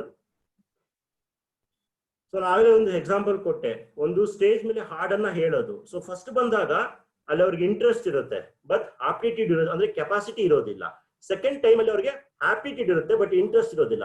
So this is called overlap. ಅಂದ್ರೆ ಯಾವ ಒಂದು ಏರಿಯಾದಲ್ಲಿ ಸಪೋಸ್ ಈಗ ಒಂದು ಪೊಟೆನ್ಷಿಯಲ್ ಅಂತ ಬಂದಾಗ ಲಿಂಗ್ವಿಸ್ಟಿಕ್ ಪೊಟೆನ್ಷಿಯಲ್, ಒಂದು ಭಾಷಾ ಜ್ಞಾನ, ಭಾಷೆಯಲ್ಲಿ ಸ್ಪಷ್ಟತೆ ಇರಬೇಕು, ಭಾಷೆಯ ಒಂದು ಉಚ್ಚಾರಣೆ ಸ್ಪಷ್ಟವಾಗಿರ್ಬೇಕು, ಆ ಒಂದು ಭಾಷೆಯಲ್ಲಿರ್ತಕ್ಕಂಥ ಪದಗಳ ಅರ್ಥ ಒಂದು ನಮಗೆ ಗೊತ್ತಿರಬೇಕು. ಅದು ಭಾಷಾ ಶಕ್ತಿ ಅಂತ ಹೇಳ್ತೀವಿ. ಸೊ ಅದನ್ನ ನಾವು ಪರ್ಫಾರ್ಮ್ ಆಗಿ ಮಾಡಿದಾಗ, ಅದನ್ನ ನಾವು ಒಂದು ಚಾಲೆಂಜ್ ಆಗಿ ತೆಗೆದುಕೊಂಡು ಅದನ್ನ ನಾವು ಎಕ್ಸಿಕ್ಯೂಟ್ ಮಾಡಿದಾಗ then it will become a potential. So that is called potential. That mean ಆಸಕ್ತಿ ಮತ್ತು ಸಾಮರ್ಥ್ಯ ಎರಡು ಎಲ್ಲಿರುತ್ತೋ ಅಲ್ಲೇನಾಗಿರುತ್ತೆ, ಪೊಟೆನ್ಷಿಯಲ್ಸ್ ಇರುತ್ತೆ. ಸೊ ನೀವು ಅರ್ಥ ಮಾಡ್ಕೊಳ್ಬೇಕಾಗಿರೋದು, ಸೊ ನೀವು ಯಾವ ಒಂದು ಏರಿಯಾದಲ್ಲಿ ನೀವು ಓದ್ತಿದ್ದೀರೋ ಆ ಏರಿಯಾದಲ್ಲಿ ನಿಮಗೆ ಆಸಕ್ತಿನೂ ಇರಬೇಕು, ಸಾಮರ್ಥ್ಯನೂ ಇರಬೇಕು. ಅವೆರಡಿದ್ದಾಗ ಮಾತ್ರ ನಿಮ್ಮಲ್ಲಿ ಪೊಟೆನ್ಷಿಯಲ್ಸ್ ಇರುತ್ತೆ. ದೆನ್ ಸೊ ನಿಮ್ಗೆ ಬೇಕಾಗಿರ್ತಕ್ಕಂಥ ಸೊ ನೀವು ಕೋರ್ಸ್ ಆಯ್ಕೆ ಮಾಡ್ಕೊಳ್ಳೋದಕ್ಕೆ ಸಾಧ್ಯ ಆಗುತ್ತೆ. ಇದು ಪಂಚಲೋಕ ಅಂತ ಇದೊಂದು. ಸೊ ಈ ಪಂಚಲೋಕ ಅಂತ ಹೇಳಿದ್ರೆ 5 ವರ್ಡ್ಸ್. ಅಂದ್ರೆ ನಮ್ಮ ಒಂದು ಸಾಮರ್ಥ್ಯ, ಆಸಕ್ತಿಗಳು ಏನಿದೆಯಲ್ಲ, ನಾವು 5 ಕ್ಯಾಟಗರಿ ಆಗಿ ನಾವು ಏನ್ ಮಾಡ್ಬೋದು, ಕ್ಲಾಸಿಫಿಕೇಶನ್ಸ್ ಮಾಡ್ಬೋದು. ದಟ್ ಈಸ್ ಕಾಲ್ಡ್ ಪಂಚಲೋಕ. ಅಂದ್ರೆ ಪ್ರತಿಯೊಬ್ಬ ವಿದ್ಯಾರ್ಥಿಯಲ್ಲೂ ಕೂಡ ಈ 5 ಪೊಟೆನ್ಷಿಯಲ್ ಅಲ್ಲಿ ಯಾವ್ದಾದ್ರು ಒಂದು ಪೊಟೆನ್ಷಿಯಲ್ ಅಲ್ಲಿ ಅವನಿಗೆ ತುಂಬಾ ಜ್ಞಾನ ಇರುತ್ತೆ, ಕೌಶಲ್ಯ ಇರುತ್ತೆ. ಸಿ 5 ಪೊಟೆನ್ಷಿಯಲ್ ಅಂತ ಹೇಳಿದ್ರೆ ಭಾಷಾಶಕ್ತಿ ಮೊದಲನೇ ಪೊಟೆನ್ಷಿಯಲ್, ಭಾಷಾ ಸಾಮರ್ಥ್ಯ. ಅಂದ್ರೆ ಯಾವ ವಿದ್ಯಾರ್ಥಿಯಲ್ಲಿ ಈ ಒಂದು ಭಾಷಾ ಸಾಮರ್ಥ್ಯ ಇರುತ್ತೋ ಅಂತ ವಿದ್ಯಾರ್ಥಿ ಈ ಒಂದು ಪೊಟೆನ್ಷಿಯಲ್ ಸಂಬಂಧಪಟ್ಟಂತಹ ಕೋರ್ಸ್ಗಳನ್ನ ಅಥವಾ ವೃತ್ತಿಗಳನ್ನ ಆಯ್ಕೆ ಮಾಡ್ಕೊಳ್ಬಹುದು. ಭಾಷಾ ಸಾಮರ್ಥ್ಯ ಅಂದ್ರೆ ಲಿಂಗ್ವಿಸ್ಟಿಕ್ ಪೊಟೆನ್ಷಿಯಲ್ ಅಂತ ಹೇಳಿದ್ರೆ ಪದ ಉಚ್ಚಾರಣೆ ಕೌಶಲ್ಯ ಸ್ಪಷ್ಟವಾಗಿರ್ಬೇಕು, ಪದ ಉಚ್ಚಾರಣೆ ಸ್ಪಷ್ಟವಾಗಿರ್ಬೇಕು, ಭಾಷೆಯ ಮೇಲೆ ಒಂದು ಹಿಡಿತ ಇರಬೇಕು, ಭಾಷೆಯ ಮೇಲೆ ನಿರಳುಗರತೆ ಇರಬೇಕು, ಸಂಪರ್ಕಕ್ಕೆ ಭಾಷೆಯನ್ನ ಪರಿಣಾಮಕಾರಿಯಾಗಿ ಬಳಸುವುದಾಗಿರ್ಬೋದು, ಭಾಷಾ ಹಿಡಿತ, ಪದ ಭಂಡಾರ, ಮಾತನಾಡುವ ಶೈಲಿ. ಯಾರಿಗೆ ಈ ಭಾಷಾ ಸಾಮರ್ಥ್ಯದಲ್ಲಿ ಈ ಒಂದು ಲಕ್ಷಣಗಳು, ಗುಣಲಕ್ಷಣಗಳು ಇರುತ್ತೋ ಅವರಲ್ಲಿ ಆ ಒಂದು ಸಾಮರ್ಥ್ಯಕ್ಕೆ ಸಂಬಂಧಪಟ್ಟ ಹಾಗೆ ಕೌಶಲ್ಯಗಳಿದೆ ಅಂತ ಅರ್ಥ. ಸೊ ಯಾರಲ್ಲಿ ಈ ರೀತಿಯಾದಂತಹ ಒಂದು ಭಾಷಾ ಕೌಶಲ್ಯಗಳಿರುತ್ತೋ ಅವ್ರೇನ್ ಮಾಡ್ಕೊಳ್ಬಹುದು. ಈ ರೀತಿಯಾದಂತಹ ಎಕ್ಸಾಂಪಲ್ಸ್ ನನ್ನ ಕರಿಯರ್ಸ್ ಅನ್ನ ನಾನು ಹೇಳ್ತಾ ಇದ್ದೀನಿ. Journalist, lawyers, copy writers, writers, teachers. So ಯಾವ ವ್ಯಕ್ತಿಯಲ್ಲಿ ಈ ಭಾಷಾ ಸಾಮರ್ಥ್ಯ ಇರುತ್ತೋ ಅವರು ಈ ತರ ವೃತ್ತಿಗಳನ್ನ ಆಯ್ಕೆ ಮಾಡ್ಕೊಳ್ಬಹುದು. ಸೊ ನಿಮ್ಮಲ್ಲಿ ಅಬ್ಸರ್ವ್ ಮಾಡ್ಕೊಳ್ಳಿ. ಸೊ ನನ್ನ ಒಂದು ಲಿಂಗ್ವಿಸ್ಟಿಕ್ ಪೊಟೆನ್ಷಿಯಲ್ ಚೆನ್ನಾಗಿದೆಯಾ, ನನ್ನ ಒಂದು ಪದ ಉಚ್ಚಾರಣೆ ಚೆನ್ನಾಗಿದೆಯಾ, ಒಂದು ಕಮ್ಯುನಿಕೇಶನ್ ಚೆನ್ನಾಗಿದೆಯಾ, ಆ ಒಂದು ಭಾಷೆಯಲ್ಲಿರ್ತಕ್ಕಂಥ ಎಲ್ಲ ಪದ ಭಂಡಾರ ನನಗೆ ಗೊತ್ತಿದೆಯಾ, ಸೊ ಅದ್ರ ಪರಿಣಾಮಕಾರಿಯಾಗಿ ಸಂವಹನ ಮಾಡೋದಕ್ಕೆ ನನಗೆ ಬರುತ್ತಾ ಅಂತ ಬಂದಾಗ, ಸೊ ನೀವು ಗ್ರಾಜುಯೇಷನ್ ಆದ್ಮೇಲೆ, ಡಿಗ್ರಿ ಆದ್ಮೇಲೆ ಸೊ ಈ ರೀತಿ ಭಾಷಾ ಸಾಮರ್ಥ್ಯಕ್ಕೆ ಸಂಬಂಧಪಟ್ಟಂತಹ ಕೋರ್ಸ್ಗಳನ್ನ, ವೃತ್ತಿಗಳನ್ನ ಆಯ್ಕೆ ಮಾಡ್ಕೊಳ್ಬಹುದು ನೀವು. ಸೊ ಈ ರೀತಿ ಪ್ರತಿಯೊಂದು ಹಂತದಲ್ಲೂ ಕೂಡ ನಿಮ್ಮ ಒಂದು ಸಾಮರ್ಥ್ಯ ನೀವು ಅನಲೈಸ್ ಮಾಡ್ತಾ ಹೋಗ್ಬೇಕಾಗತ್ತೆ. ಸೊ ಮೊದಲನೇದಾಗಿ ನಾವು ಭಾಷಾ ಶಕ್ತಿಯನ್ನು ಅರ್ಥ ಮಾಡ್ಕೊಂಡಿದ್ದೀವಿ. ಸೆಕೆಂಡ್ ಒಂದು ಬಂದು ವಿಶ್ಲೇಷಣೆ ಮತ್ತು ತರ್ಕ ಸಾಮರ್ಥ್ಯ, ಅನಲಿಟಿಕಲ್ ಅಂಡ್ ಲಾಜಿಕಲ್ ಪೊಟೆನ್ಷಿಯಲ್ ಅಂತ ನಾವು ಹೇಳ್ತೀವಿ. ಅಂದ್ರೆ ಯಾವ ಒಬ್ಬ ವಿದ್ಯಾರ್ಥಿಯಲ್ಲಿ ಒಂದು ಕ್ಲಿಷ್ಟಕರವಾದಂತಹ ಸಮಸ್ಯೆಗಳನ್ನ ಬಿಡಿಸುವ ಕೌಶಲ್ಯಗಳಾಗಿರ್ಬೋದು, ಅಥವಾ ಕ್ಯಾಲ್ಕುಲೇಷನ್ಸ್ ಮಾಡೋದಾಗಿರ್ಬೋದು, ಅಥವಾ ಒಂದು ಸಂಗತಿಗಳನ್ನ ಅರ್ಥ ಮಾಡ್ಕೊಳ್ಳೋದಾಗಿರ್ಬೋದು, ಮಾಹಿತಿಯ ದತ್ತಾಂಶ ಅಂದ್ರೆ ಪ್ರೆಡಿಕ್ಷನ್ಸ್ ಒಂದು ಮಾಡೋದಾಗಿರ್ಬೋದು, ಡೇಟಾ ಅನಾಲಿಸಿಸ್ ಆಗಿರ್ಬೋದು, ಸೊ ಲಾಜಿಕ್ ಆಗಿ ಯೋಚನೆ ಮಾಡೋದು. ಸೊ ಈ ರೀತಿಯಾದಂತಹ ಕೌಶಲ್ಯಗಳು ಯಾರಲ್ಲಿ ಇರುತ್ತೋ ಅವ್ರು ಏನ್ ಮಾಡ್ಕೊಳ್ಬಹುದು, ಈ ರೀತಿಯಾದಂತಹ ಕೋರ್ಸ್ ವೃತ್ತಿಗಳನ್ನ ಅಥವಾ ಕೋರ್ಸ್ಗಳನ್ನ ಆಯ್ಕೆ ಮಾಡ್ಕೊಳ್ಬಹುದು. ಫಾರ್ ಎಕ್ಸಾಂಪಲ್, ಯಾರಲ್ಲಿ ಅನಲಿಟಿಕಲ್ ಅಂಡ್ ಲಾಜಿಕ್ ಅಂದ್ರೆ ವಿಶ್ಲೇಷಣೆ ಮತ್ತು ತರ್ಕ ಸಾಮರ್ಥ್ಯ ಇರುತ್ತೋ ಅಂತವರು chartered accountant, detectives, researchers, scientists, actuaries. There are so many careers related to analytical and logic. ನಾನು ಎಕ್ಸಾಂಪಲ್ಸ್ ಮಾತ್ರ ಕೊಡ್ತಾ ಇದ್ದೀನಿ. ಪ್ರತಿಯೊಂದು ಪೊಟೆನ್ಷಿಯಲ್ ಏರಿಯಾದಲ್ಲೂ ಕೂಡ 100 ವೃತ್ತಿಗಳಿದಾವೆ. ಸೊ ಈ ರೀತಿಯಾದಂತಹ ಒಂದು ಜ್ಞಾನವನ್ನು ಇರ್ತಕ್ಕಂಥ ವಿದ್ಯಾರ್ಥಿಗಳು ಈ ತರವಾದಂತಹ ಒಂದು ಕೋರ್ಸ್ ಗಳನ್ನ ಆಯ್ಕೆ ಮಾಡ್ಕೊಳ್ಬಹುದು. ಅದು ಅಕೌಂಟೆಂಟ್ ಆಗಿರ್ಬೋದು, ಎಕನಾಮಿಸ್ಟ್ ಆಗಿರ್ಬೋದು, ಚಾರ್ಟೆಡ್ ಅಕೌಂಟ್ ಆಗಿರ್ಬೋದು, ಸೈಂಟಿಸ್ಟ್ ಆಗಿರ್ಬೋದು. This all careers comes under analytical and logic potential. And third one is ವಿನ್ಯಾಸ ಸಾಮರ್ಥ್ಯ. ತುಂಬಾನೇ ಇಂಪಾರ್ಟೆಂಟ್. ಸೊ ವಿನ್ಯಾಸ ಸಾಮರ್ಥ್ಯ ಅಂದ್ರೆ ಭಾಷಾ ಶಕ್ತಿಯಲ್ಲಿ ನಾವ್ ಏನ್ ಮಾಡ್ತೀವಿ, ನಮ್ಮ ಒಂದು ಆಲೋಚನೆಗಳನ್ನ, ನಮ್ಮ ಒಂದು ವಿಚಾರಗಳನ್ನ ಪದಗಳ ಮುಖಾಂತರ ಮತ್ತೆ ಕಮ್ಯುನಿಕೇಟ್ ಮುಖಾಂತರ ಮಾಡೋದ್ರ ಮುಖಾಂತರ ವ್ಯಕ್ತಪಡಿಸ್ತೀವಿ. ಆದ್ರೆ ವಿನ್ಯಾಸ ಸಾಮರ್ಥ್ಯ, ಸ್ಪೇಷಿಯಲ್ ಪೊಟೆನ್ಶಿಯಲ್ ಅಲ್ಲಿ ನಮ್ಮ ಒಂದು ವಿಚಾರಗಳನ್ನ, ನಮ್ಮ ಒಂದು ಆಲೋಚನೆಗಳನ್ನ ಒಂದು ಹೊಸ ಆಕೃತಿ ಕೊಡೋದ್ರ ಮುಖಾಂತರ, ಒಂದು ಹೊಸ ಡಿಸೈನ್ ಕೊಡೋದ್ರ ಮುಖಾಂತರ ನಾವೇನ್ ಮಾಡ್ತೀವಿ, ಪರಿವರ್ತನೆ ಮಾಡ್ತೀವಿ. ಸೊ ಯಾರಲ್ಲಿ ಈ ರೀತಿಯಾದಂತಹ ಒಂದು ಕೌಶಲ್ಯಗಳಿರುತ್ತೆ ಅಂದ್ರೆ ವೀಕ್ಷಿಸಿದ ಸಂಗತಿಗಳನ್ನ ಚಿತ್ರಗಳ ಮುಖಾಂತರ ವಿನ್ಯಾಸಗಳ ರೂಪದಲ್ಲಿ ಬದಲಾಯಿಸುವ ಒಂದು ಸಾಮರ್ಥ್ಯ ಇರುತ್ತೆ.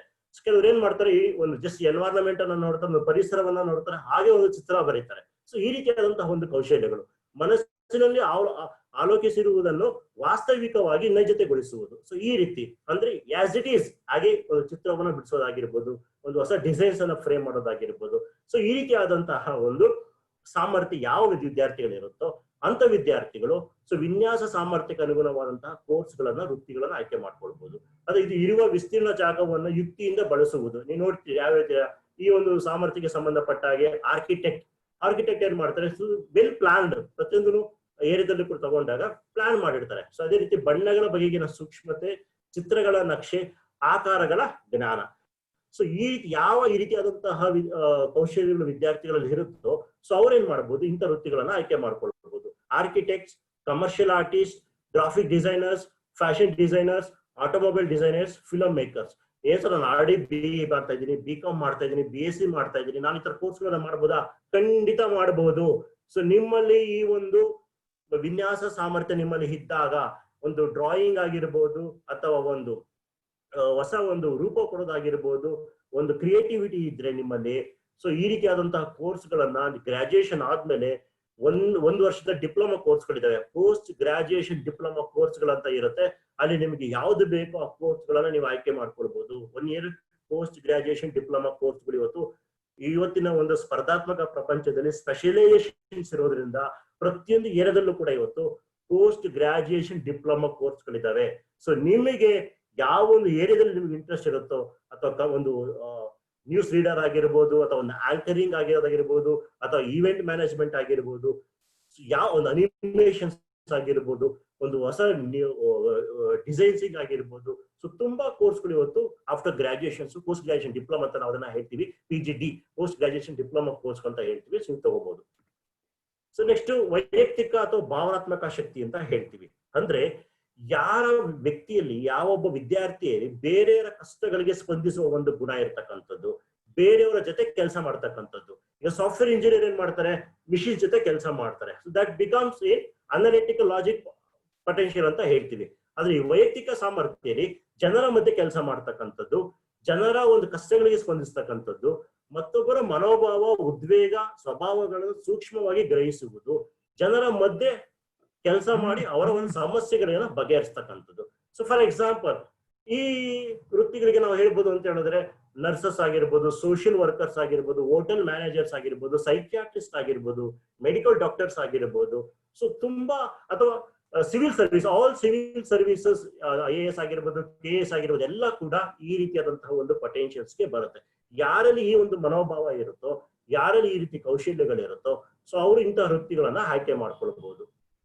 ಸೊ ನೀವು ನಾನು ಎಕ್ಸ್ಪ್ಲೇನ್ ಮಾಡ್ಬೇಕಾದ್ರೆ ನೀವು ಅರ್ಥ ಮಾಡ್ಕೊಳ್ಬೇಕು, ಈ ಪೊಟೆನ್ಶಿಯಲ್ಗಳಲ್ಲಿ, ಈ ಒಂದು ಸಾಮರ್ಥ್ಯಗಳಲ್ಲಿ ಯಾವ ಸಾಮರ್ಥ್ಯ ನನ್ನಲ್ಲಿ ಡಿಸ್ಪ್ಲೇ ಆಗ್ತಿದೆ, ಸೊ ನನ್ನಲ್ಲಿ ಅದು ಅರಿವಾಗ್ತಿದೆ ಅಂತ ನೀವು ಅರ್ಥ ಮಾಡ್ಕೊಳ್ಬೇಕಾಗತ್ತೆ. ಈ ಕರಿಯರ್ ಕೌನ್ಸಿಲಿಂಗ್ ಮತ್ತೆ ಗೈಡೆನ್ಸ್ ಕಾರ್ಯಕ್ರಮದಲ್ಲಿ ನಾವೇನ್ ಮಾಡ್ತೀವಿ ಅಂತ ಹೇಳಿದ್ರೆ, ಈ ಪ್ರತಿಯೊಂದು ಏರಿಯಾದಲ್ಲಿ ಏನ್ ಮಾಡ್ತೀವಿ, ನಾವು ಸ್ಟೂಡೆಂಟ್ಸ್ ಕೆಲವೊಂದು ಎಕ್ಸಾಮ್ಸ್ ಅನ್ನ ಕಂಡಕ್ಟ್ ಮಾಡ್ತೀವಿ.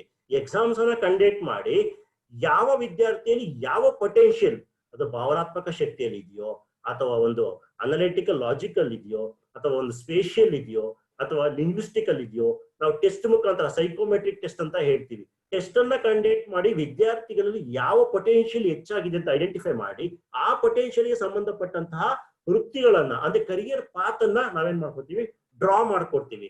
ಆದ್ರೆ ಇಲ್ಲಿ ನಾವು ಯಾವುದೇ ರೀತಿಯಾದ ಸೈಕೋಮೆಟ್ರಿಕ್ ಟೆಸ್ಟ್ ಮಾಡ್ತಿಲ್ಲ. Because since you are in graduation ಇರೋದ್ರಿಂದ ನೀವು ಅರ್ಥ ಮಾಡ್ಕೊಳ್ಬೇಕಾಗತ್ತೆ, ನಿಮ್ಮ ಒಂದು ಕ್ವಾಲಿಟೀಸ್ ಈ ಒಂದು ಪೊಟೆನ್ಶಿಯಲ್ ಅಲ್ಲಿ ಯಾವ ಏರಿಯಾದಲ್ಲಿ ಇದೆ. And last one is physical and mechanical potential, ಯಾಂತ್ರಿಕ ಮತ್ತು ದೈಹಿಕ ಸಾಮರ್ಥ್ಯ ಅಂತ ಹೇಳ್ತೀವಿ. ಕೆಲವೊಂದು ಕರಿಯರ್ಸ್ಗೆ, ಕೆಲವೊಂದು ವೃತ್ತಿಗಳಿಗೆ ದೈಹಿಕ ಸಾಮರ್ಥ್ಯ ಅತ್ಯಂತ ಇಂಪಾರ್ಟೆಂಟ್, ತುಂಬಾ ಇಂಪಾರ್ಟೆಂಟ್ ಆಗಿರುತ್ತೆ. ಅಥವಾ ಒಂದು ಟೂಲ್ಸ್ ಗಳನ್ನ ಯೂಸ್ ಮಾಡೋದಾಗಿರ್ಬೋದು, ಅಥವಾ ಒಂದು ಪರಿಕರಗಳನ್ನ ಯೂಸ್ ಮಾಡೋದಾಗಿರ್ಬೋದು, ಅದರಲ್ಲಿ ಅವರಿಗೆ ಜ್ಞಾನ ಇರಬೇಕು. ಫಾರ್ ಎಕ್ಸಾಂಪಲ್, ಯಂತ್ರ ಸಾಧನ ಮತ್ತು ಸಲಕರಣೆಗಳ ಜೊತೆ ಕೆಲಸ ಮಾಡುವುದು, ಕೆಲಸದಲ್ಲಿ ಶರೀರದ ಚಲನವಲನಗಳಿಗೂ ಸಂಪರ್ಕವಿರುತ್ತದೆ. ವ್ಯಕ್ತಿಯ ದೈಹಿಕ ಮತ್ತು ಯಾಂತ್ರಿಕ ಸಾಮರ್ಥ್ಯ ಅಂದ್ರೆ ಕೆಲವೊಂದು ವೃತ್ತಿಗಳಲ್ಲಿ, ಫಾರ್ ಎಕ್ಸಾಂಪಲ್ ಈಗ protection services, all defence service ಏನಾಗಿರುತ್ತೆ, ಫಿಸಿಕಲ್ ಫಿಟ್ನೆಸ್ ಇರಬೇಕಾಗುತ್ತೆ, ಜೊತೆಗೆ ಟೂಲ್ಸ್ ಅನ್ನು ಯೂಸ್ ಮಾಡ್ತಕ್ಕಂಥ ಒಂದು ಕೆಪಾಸಿಟಿ ಇರಬೇಕಾಗುತ್ತೆ. ಡ್ಯಾನ್ಸರ್ಸ್ ಆಗಿರ್ಬೋದು, ಆಲ್ ಕೈಂಡ್ ಆಫ್ ಇಂಜಿನಿಯರ್ಸ್, ಅದು ಮೆಕ್ಯಾನಿಕಲ್ ಇಂಜಿನಿಯರ್ ಆಗಿರ್ಬೋದು, ಎಲೆಕ್ಟ್ರಿಕಲ್ ಇಂಜಿನಿಯರ್ ಆಗಿರ್ಬೋದು, ಎಕ್ಸೆಪ್ಟ್ ಸಾಫ್ಟ್ವೇರ್ ಇಂಜಿನಿಯರ್ಸ್ ಏನಾಗ್ತಾರೆ, they will comes under programming ಅಲ್ಲಿ ಬರ್ತಾರೆ. But remaining all engineers comes under physical mechanical potential ಈ ಒಂದು ಏರಿಯಾದಲ್ಲಿ ಬರ್ತಾರೆ. Engineers, technicians, pilots. ಸೊ ನೀವು ಅರ್ಥ ಮಾಡ್ಕೊಳ್ಬೇಕಾಗುತ್ತೆ. ಸೊ ಈ 5 ಪೊಟೆನ್ಶಿಯಲ್ ಅಲ್ಲಿ ನಿಮ್ಮ ಒಂದು ಏರಿಯಾ ಯಾವುದು, ಸೊ ನಿಮ್ಮ ಒಂದು ಕೌಶಲ್ಯಗಳು ಯಾವ ಏರಿಯಾದಲ್ಲಿ ಜಾಸ್ತಿ ಇದೆ, ಸೊ ಆ ಒಂದು ಏರಿಯಾ, ಆ ಒಂದು ಪೊಟೆನ್ಶಿಯಲ್ಗೆ ಅನುಗುಣವಾಗಿ ನೆಕ್ಸ್ಟ್ ನೀವು ಡಿಗ್ರಿ ಆದ್ಮೇಲೆ ಕೋರ್ಸ್ಗಳನ್ನ ಆಯ್ಕೆ ಮಾಡ್ಕೊಂಡ್ರೆ ಅಥವಾ ನೀವು ವೃತ್ತಿಗಳನ್ನ ಆಯ್ಕೆ ಮಾಡ್ಕೊಂಡ್ರೆ ಡೆಫಿನೆಟ್ಲಿ ನೀವೇ ಹೇಳ್ತೀರಾ ಆ ಒಂದು ಜಾಬ್ ಮಾರ್ಕೆಟ್ ಅಲ್ಲಿ ನೀವು ಯಶಸ್ಸನ್ನ ಗಳಿಸೋದಕ್ಕೆ ಸಾಧ್ಯ. ಸೊ ನಾನು ಆಗ್ಲೇ ಹೇಳಿದ್ನಲ್ಲ, ನಮ್ಮಲ್ಲಿ ಇಷ್ಟೊಂದು ಪಾಪ್ಯುಲೇಷನ್ ಇದೆ, ಆದ್ರೆ ಈ ಪಾಪ್ಯುಲೇಷನ್ ಮಾನವ ಸಂಪನ್ಮೂಲ ಆಗಿ ಪರಿವರ್ತನೆ ಆಗ್ತಿಲ್ಲ ಅಂತ. ಅದಕ್ಕೆ ಕಾರಣ ಸೊ ಈ ಒಂದು 5 ಪೊಟೆನ್ಶಿಯಲ್ಸ್ ನಾವು ಅರ್ಥ ಮಾಡ್ಕೊಂಡಿಲ್ಲ. ಸೊ ವಿದ್ಯಾರ್ಥಿಗಳು ನಿಮ್ಮಲ್ಲಿ ಯಾವ ಒಂದು ಪೊಟೆನ್ಶಿಯಲ್ ಇದೆ, ಯಾವ ಏರಿಯಾದಲ್ಲಿ ಇಂಟ್ರೆಸ್ಟ್ ಇದೆ, ಅದಕ್ಕೆ ಅನುಗುಣವಾಗಿ ನೀವು ಕೋರ್ಸ್ಗಳನ್ನ ಅಥವಾ ವೃತ್ತಿಗಳನ್ನ ಆಯ್ಕೆ ಮಾಡ್ಕೊಂಡ್ರೆ ಡೆಫಿನೆಟ್ಲಿ ನೀವೇನ್ ಮಾಡ್ತೀರಾ ಅದರಲ್ಲಿ ಸಕ್ಸಸ್ ಅನ್ನ ಕಾಣಿಸ್ಬೋದು. ಈ ಎಜುಕೇಟೆಡ್ ಫ್ಯಾಮಿಲೀಸ್ ಅಲ್ಲಿ ಒಂದು ತರ ಸಮಸ್ಯೆ ಆದ್ರೆ ಅನ್ಎಜುಕೇಟೆಡ್ ಫ್ಯಾಮಿಲೀಸ್ ಅಲ್ಲಿ ಇನ್ನೊಂದ್ ತರ ಸಮಸ್ಯೆ ಇದೆ. ಎಜುಕೇಟೆಡ್ ಫ್ಯಾಮಿಲೀಸ್ ಅಲ್ಲಿ ತಂದೆ ಮಗನ್ನ ಡಾಕ್ಟರ್ ಮಾಡ್ಬೇಕಂತ ಇರ್ತಾರೆ, ಅಥವಾ ತಾಯಿ ಇಂಜಿನಿಯರ್ ಮಾಡ್ಬೇಕಂತ ಹೇಳ್ತಾರೆ. ಬಟ್ ಫೈನಲ್ ಆಗಿ ಆ ವಿದ್ಯಾರ್ಥಿ ಯಾವ ಕೋರ್ಸ್ ಅನ್ನ ಮಾಡ್ಬೇಕು, ಅಪ್ಪ ಹೇಳಿತರ ಡಾಕ್ಟರ್ ಆಗ್ಬೇಕು ಅಥವಾ ತಾಯಿ ಹೇಳಿದ್ದು ಇಂಜಿನಿಯರ್ ಆಗ್ಬೇಕು ಅಲ್ಲ. ಅಂದ್ರೆ ವಿದ್ಯಾರ್ಥಿ ಯಾವ್ದ್ರಲ್ಲಿ ಅವ್ರಿಗೆ ಆಸಕ್ತಿ ಇರುತ್ತೋ, ಅವ್ನ್ ಮೇ ಬಿ ಡಿಸೈನಿಂಗ್ ಅಲ್ಲಿ ಇಂಟ್ರೆಸ್ಟ್ ಇರ್ಬೋದು. ಸೊ ಇವತ್ತು ಕರಿಯರ್ ಕೌನ್ಸಿಲಿಂಗ್ ಅಂತಕ್ಕಂಥದ್ದು ವೆಸ್ಟರ್ನ್ ಕಂಟ್ರೀಸ್ ಅಲ್ಲಿ ಹೆಚ್ಚು ಒಂದು ಪ್ರಾಮುಖ್ಯತೆ ಪಡ್ಕೊಂಡಿದೆ. ಯಾಕೆ ಅಂತ ಹೇಳಿದ್ರೆ ಅವರಲ್ಲಿ ಇರ್ತಕ್ಕಂಥ ಒಂದು ಸಾಮರ್ಥ್ಯಕ್ಕೆ ಮತ್ತು ಆಸಕ್ತಿಗೆ ಅನುಗುಣವಾಗಿ ಕೋರ್ಸ್ ಗಳನ್ನ ಆಯ್ಕೆ ಮಾಡಿಕೊಳ್ಳುವಲ್ಲಿ ಒಂದು ಫ್ರೀಡಮ್ ಇರುತ್ತೆ, ಅವ್ರಿಗೆ ಒಂದು ಸ್ವಾತಂತ್ರ್ಯ ಇರುತ್ತೆ. ಆದ್ರೆ ನಮ್ಮಲ್ಲಿ ನಾವೇನ್ ಮಾಡ್ತೀವಿ, ಬ್ಲೈಂಡ್ ಆಗಿ ನಾವೇನ್ ಮಾಡ್ತೀವಿ, ಇವತ್ತು ಕೋರ್ಸ್ ಗಳನ್ನ ಆಯ್ಕೆ ಮಾಡ್ಕೊತಾ ಇದ್ದೀನಿ. ನನ್ನ ಫ್ರೆಂಡ್ ಯಾರೋ ತಗೊಂಡ್ರು ಬಿಕಾಮ್ ತಗೊಂಡ್ರು, ನಾನು ಬಿಕಾಮ್ ಮಾಡ್ತೀನಿ, ಅಥವಾ ನನ್ನ ಫ್ರೆಂಡ್ BSc ತಗೊಂಡ್ರು, ನಾನು BSc ಮಾಡ್ತಾ, ಅಥವಾ ನಮ್ಮ ತಂದೆ BA ಮಾಡುವಂತ BA ಮಾಡ್ತಾ ಇದ್ದೀನಿ. ಸೊ ಈ ತರ ನಾವು ಏನ್ ಮಾಡ್ತೀವಿ, ಒಂದು ಕೋರ್ಸ್ ಗಳನ್ನ ಆಯ್ಕೆ ಮಾಡ್ಕೊಳ್ಬೇಕಾದ್ರೆ ನಾವು ನಮ್ಮ ಒಂದು ಆಸಕ್ತಿ ಪೊಟೆನ್ಶಿಯಲ್ ನಾವು ಅನಲೈಸ್ ಮಾಡ್ತಿಲ್ಲ ಇವತ್ತು. ಸೊ ಪ್ರತಿಯೊಂದು ಹಂತದಲ್ಲೂ ಕೂಡ ನಾವು ಅನಲೈಸ್ ಮಾಡ್ಬೇಕು. ನಾನು ಯಾವ ಕೋರ್ಸ್ ಅನ್ನ ಆಯ್ಕೆ ಮಾಡ್ಕೊಳ್ಬೇಕು, ಅದ್ರಲ್ಲಿ ನನಗೆ ಆಸಕ್ತಿ ಇದೆಯಾ, ನನಗಲ್ಲಿ ಇಂಟ್ರೆಸ್ಟ್ ಇದೆಯಾ. ಸೊ ಆಗಿದ್ದಾಗ ಮಾತ್ರ ನಾವು ಯಶಸ್ಸನ್ನ ಕಾಣೋದಕ್ಕೆ ಸಾಧ್ಯ. ವಿತೌಟ್ ಇಂಟ್ರೆಸ್ಟ್, ನಿಮ್ಗೆ ಅದ್ರಲ್ಲಿ ಆಸಕ್ತಿ ಇದ್ರೆ ಏನೋ ಒಂದು ಕೋರ್ಸ್ ಅನ್ನ ಮಾಡಬೇಕು, ಏನೋ ಒಂದು ಕ್ವಾಲಿಫಿಕೇಶನ್ ಪಡ್ಕೊಳ್ಬೇಕು ಅಂತ ಮಾಡಿದ್ರೆ ಅವಾಗ ಏನಾಗುತ್ತೆ, just it's A waste of time and waste of your energy ಅಷ್ಟೇ. ಸೊ ನಿಮ್ಗೂ ಕೂಡ ಸರ್ಟಿಫಿಕೇಟ್ ಸಿಗುತ್ತೆ, ಬಟ್ ಜಾಬ್ ಮಾರ್ಕೆಟ್ಗೆ ಬೇಕಾಗಿರ್ತಕ್ಕಂಥ ಕೌಶಲ್ಯ ಇರೋದಿಲ್ಲ, ಜ್ಞಾನದ ಕೊರತೆ ಇರುತ್ತೆ. ಸೊ ಫೈನಲ್ ಏನಾಗುತ್ತೆ, ನಿಮ್ಗೆ ಕೆಲಸ ಸಿಗುತ್ತೆ. ಕೆಲಸ ಸಿಗೋದನ್ನೋದಲ್ಲ, ಬಟ್ ಕೆಲಸ ಸಿಗುತ್ತೆ. ಬಟ್ ನಿಮ್ಮ ಕ್ವಾಲಿಫಿಕೇಶನ್ ಬೇಸ್ ಮೇಲೆ ನಿಮಗೆ ಕೆಲಸ ಸಿಕ್ಕಿದ್ಯಾ, ನಿಮ್ಮ ಒಂದು ವಿದ್ಯಾರ್ಹತೆ ಮತ್ತೆ ನಿಮ್ಮ ಜ್ಞಾನಕ್ಕೆ ಅನುಗುಣವಾಗಿ ನೀವು ಕೆಲಸವನ್ನು ಪಡ್ಕೊಂಡಾಗ ಮಾತ್ರ ಆ ಕೆಲಸದಲ್ಲಿ ನೀವು ಯಶಸ್ಸನ್ನು ಗಳಿಸೋದಕ್ಕೆ ಸಾಧ್ಯ ಆಗತ್ತೆ. ಸೊಸೈಟಿಗೆ ನೀವೇನಾದ್ರೂ ಕಾಂಟ್ರಿಬ್ಯೂಷನ್ ಮಾಡೋದಕ್ಕಾಗುತ್ತೆ. ಸೊ ಇವತ್ತು ಎಷ್ಟೋ ಜನ ಇವತ್ತು ಕಾಲ್ ಸೆಂಟರ್ ವರ್ಕ್ ಮಾಡ್ತಾ ಇದ್ದಾರೆ, BE ಮಾಡಿರ್ತಾರೆ. ಸೊ BE ಮಾಡ್ಕೊಂಡು ಕಾಲ್ ಸೆಂಟರ್ ವರ್ಕ್ ಮಾಡ್ತಾರೆ. ಕಾಲ್ ಸೆಂಟರ್ ವರ್ಕ್ ಮಾಡೋದಕ್ಕೆ SLC ಇದ್ರೆ ಸಾಕು, SLC ವಿತ್ ಗುಡ್ ಕಮ್ಯುನಿಕೇಶನ್ ಇದ್ರೆ ಸಾಕು, BE ಬೇಕಾಗಿಲ್ಲ. ಅಂದ್ರೆ ಯಾಕೆ ಅಂತ ಹೇಳಿದ್ರೆ ಅವನು BE ಮಾಡಬೇಕಾಗಿದೆ, ಅವನಿಗಿರ್ತಕ್ಕಂಥ ಆಸಕ್ತಿ ಮತ್ತು ಸಾಮರ್ಥ್ಯ ನಾವು ಐಡೆಂಟಿಫಿಕೇಶನ್ ಮಾಡ್ಕೊಂಡು ಅವನು ಆ ಕೋರ್ಸ್ ಅನ್ನ ಮಾಡಿರೋದಿಲ್ಲ. ಸೊ ಆಗಿರೋದ್ರಿಂದ ಏನಾಗ್ತಿದೆ, ನಮ್ಮ ಕ್ವಾಲಿಫಿಕೇಶನ್ಸ್ ನಮ್ಮ ಒಂದು ವರ್ಕ್ ಪ್ರೊಫೈಲ್ ಏನಾಗಿರುತ್ತೆ, ಮಿಸ್ ಮ್ಯಾಚ್ ಆಗ್ತಾ ಇದೆ. ಸೊ ನೀವು ಕೂಡ ವಿದ್ಯಾರ್ಥಿಗಳಷ್ಟೇ ಯಾವುದೇ ಕೋರ್ಸ್ ಗಳನ್ನ ಆಯ್ಕೆ ಮಾಡ್ಕೊಳ್ಬೇಕಾದ್ರೆ ನಿಮ್ಗೆ ಅದರಲ್ಲಿ ಆಸಕ್ತಿ ಇದೆಯಾ, ಸಾಮರ್ಥ್ಯ ಇದೆಯಾ ಅಂತ ಐಡೆಂಟಿಫಿಕೇಶನ್ ಮಾಡ್ಬೇಕಾಗತ್ತೆ. ಆ ಐಡೆಂಟಿಫಿಕೇಶನ್ ಮಾಡ್ಕೊಂಡು ಮಾತ್ರ ನೀವು ಕೋರ್ಸ್ ಗಳನ್ನ ಆಯ್ಕೆ ಮಾಡ್ಕೊಳ್ಳಿ. ಸುಮ್ಮನೆ ಯಾವುದೋ ಒಂದು ಕೋರ್ಸ್ ಅನ್ನು ಆಯ್ಕೆ ಮಾಡ್ಕೊಂಡು ಫೈನಲ್ ಯಾವುದೋ ಒಂದು ವೃತ್ತಿಗೆ ಹೋಗೋದಲ್ಲ. ಸೊ ನಿಮ್ಮ ಒಂದು ಪೊಟೆನ್ಶಿಯಲ್ಗೆ ಅನುಗುಣವಾಗಿ ಆಯ್ಕೆ ಮಾಡ್ಕೊಂಡಾಗ ಮಾತ್ರ ನೀವೇನ್ ಮಾಡ್ತೀರಾ, ಈ ಒಂದು ಕರಿಯರ್ ಲೈಫ್ ಅಲ್ಲಿ you can see the success, you can get the success. So ಇದು 5 ಪೊಟೆನ್ಶಿಯಲ್ಸ್ ನಿಮ್ಗೆ ಅರ್ಥ ಆಗಿದೆ ಅಂತ ಅನ್ಕೊಂತೀನಿ. ಭಾಷಾ ಶಕ್ತಿ, ವಿಶ್ಲೇಷಣೆ ಮತ್ತು ತರ್ಕಶಕ್ತಿ, ವಿನ್ಯಾಸ ಶಕ್ತಿ, ಭಾವನಾತ್ಮಕ ಶಕ್ತಿ ಮತ್ತು ಯಾಂತ್ರಿಕ ಮತ್ತು ದೈಹಿಕ ಸಾಮರ್ಥ್ಯ. ಸೊ ಇಡೀ ಪ್ರಪಂಚದಲ್ಲಿರ್ತಕ್ಕಂಥ ಎಲ್ಲಾ ವೃತ್ತಿಗಳನ್ನು ಸಹ ಈ 5 ಪೊಟೆನ್ಶಿಯಲ್ಸ್ ಅಂಡರ್ ಅಲ್ಲಿ ಏನ್ ಮಾಡುತ್ತೆ, ಕ್ಲಾಸಿಫಿಕೇಶನ್ಸ್ ಮಾಡಿದ್ದೀವಿ. ಕ್ಲಾಸಿಫಿಕೇಶನ್ಸ್ ಆಗಿದೆ. ಸೊ ಕ್ಲಾಸಿಫಿಕೇಶನ್ಸ್ ಆಗಿರೋದ್ರಿಂದ ಸೊ ಯಾವ ಏರಿಯಾದಲ್ಲಿ ನಿಮಗೆ ಹೆಚ್ಚು ಒಂದು ಆಸಕ್ತಿ ಮತ್ತು ಸಾಮರ್ಥ್ಯ ಇದೆಯೋ, ಆ ಒಂದು ಗುಣಲಕ್ಷಣಗಳಿದೆಯೋ ಸೊ ಆ ರೀತಿಯಾದಂತಹ ಕೋರ್ಸ್ಗಳನ್ನ ನೀವು ಗ್ರಾಜುಯೇಷನ್ ಆದ್ಮೇಲೆ ಆಯ್ಕೆ ಮಾಡ್ಕೊಳ್ಳಿ. ಸೊ ಕರಿಯರ್ ಪಾತ್, ಸೊ ಈಗ ಹೈಸ್ಕೂಲ್ ಕಂಪ್ಲೀಟ್ ಆಗಿದೆ, ಹೈಸ್ಕೂಲ್ ಆದ್ಮೇಲೆ ವೊಕೇಶನಲ್ ಟ್ರೈನಿಂಗ್ ಅಥವಾ ಡಿಪ್ಲೊಮಾ ಕೋರ್ಸ್ಗಳು ಅಂತ ಬರುತ್ತೆ. ಸೊ ಈಗ ನೀವು first career path first step already complete ಆಗಿದೆ.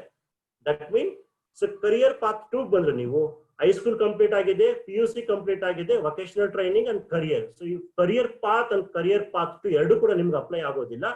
So will talk about path 3. ಏನು ಪಾತ್ 3 ಅಂತ ಹೇಳಿದ್ರೆ ಹೈಸ್ಕೂಲ್ ಆಗಿದೆ, ಹೈಸ್ಕೂಲ್ ಆದ್ಮೇಲೆ PUC ಸೈನ್ಸ್ ಆರ್ಟ್ಸ್ ಕಾಮರ್ಸ್ ಯಾವ್ದೋ ಒಂದು ಮಾಡಿರ್ತೀರಾ, ದೆನ್ ಗ್ರಾಜುಯೇಷನ್ ಬರ್ತೀರಾ. Graduation at present you are in graduation ಅಂದ್ರೆ ನೀವು ಪಾತ್ 3 ಅಲ್ಲಿ ಇದ್ದೀರಾ.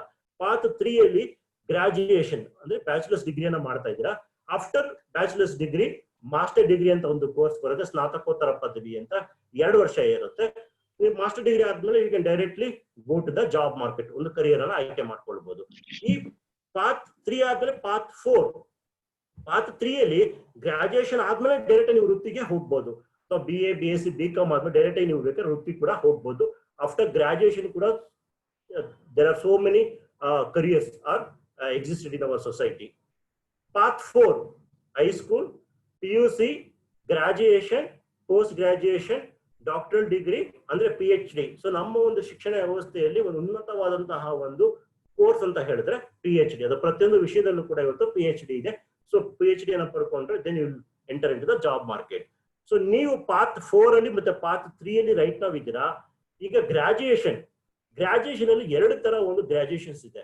ಒಂದು job oriented, another one is non job oriented ಅಂತ ಅಂದ್ರೆ ವೃತ್ತಿಪರ ಮತ್ತು ವೃತ್ತಿಪರವಲ್ಲದ ಪದವಿಗಳು ಅಂತ ಹೇಳ್ತೀವಿ. ಸೊ ನೀವು ಅರ್ಥ ಮಾಡ್ಕೊಳ್ಬೇಕಾಗಿರೋದು BA BSc BCom ಇದೆಲ್ಲನೂ ಕೂಡ ನಾನ್ ಪ್ರೊಫೆಷನಲ್ ಕೋರ್ಸ್ಗಳು. ಅಂದ್ರೆ ನಾನ್ ಪ್ರೊಫೆಷನಲ್ ಕೋರ್ಸ್ ಮತ್ತು ಪ್ರೊಫೆಷನಲ್ ಡಿಗ್ರಿ ಕೋರ್ಸ್ಗಳು ಏನು ವ್ಯತ್ಯಾಸ ಅಂತ ಹೇಳಿದ್ರೆ, ಪ್ರೊಫೆಷನಲ್ ಡಿಗ್ರಿ ಅಂತ ಬಂದಾಗ ಅಲ್ಲಿ ನಾವೇನ್ ಮಾಡ್ತೀವಿ, ಪ್ರಾಕ್ಟಿಕಲ್ಸ್ ಜಾಸ್ತಿ ಇರುತ್ತೆ, ಥಿಯರಿ ಕಡಿಮೆ ಇರುತ್ತೆ. ಅಂದ್ರೆ ನಾವು ಏನ್ ಮಾಡ್ತೀವಿ, ಜ್ಞಾನವನ್ನ ಅಪ್ಲಿಕೇಶನ್ಸ್ ಆಗಿ ಅಂದ್ರೆ ಪ್ರಾಯೋಗಿಕಾತ್ಮಕವಾಗಿ ನಾವೇನ್ ಮಾಡ್ತೀವಿ, ಸೊ ಅಲ್ಲಿ ಸ್ಟಡಿ ಮಾಡ್ತೀವಿ.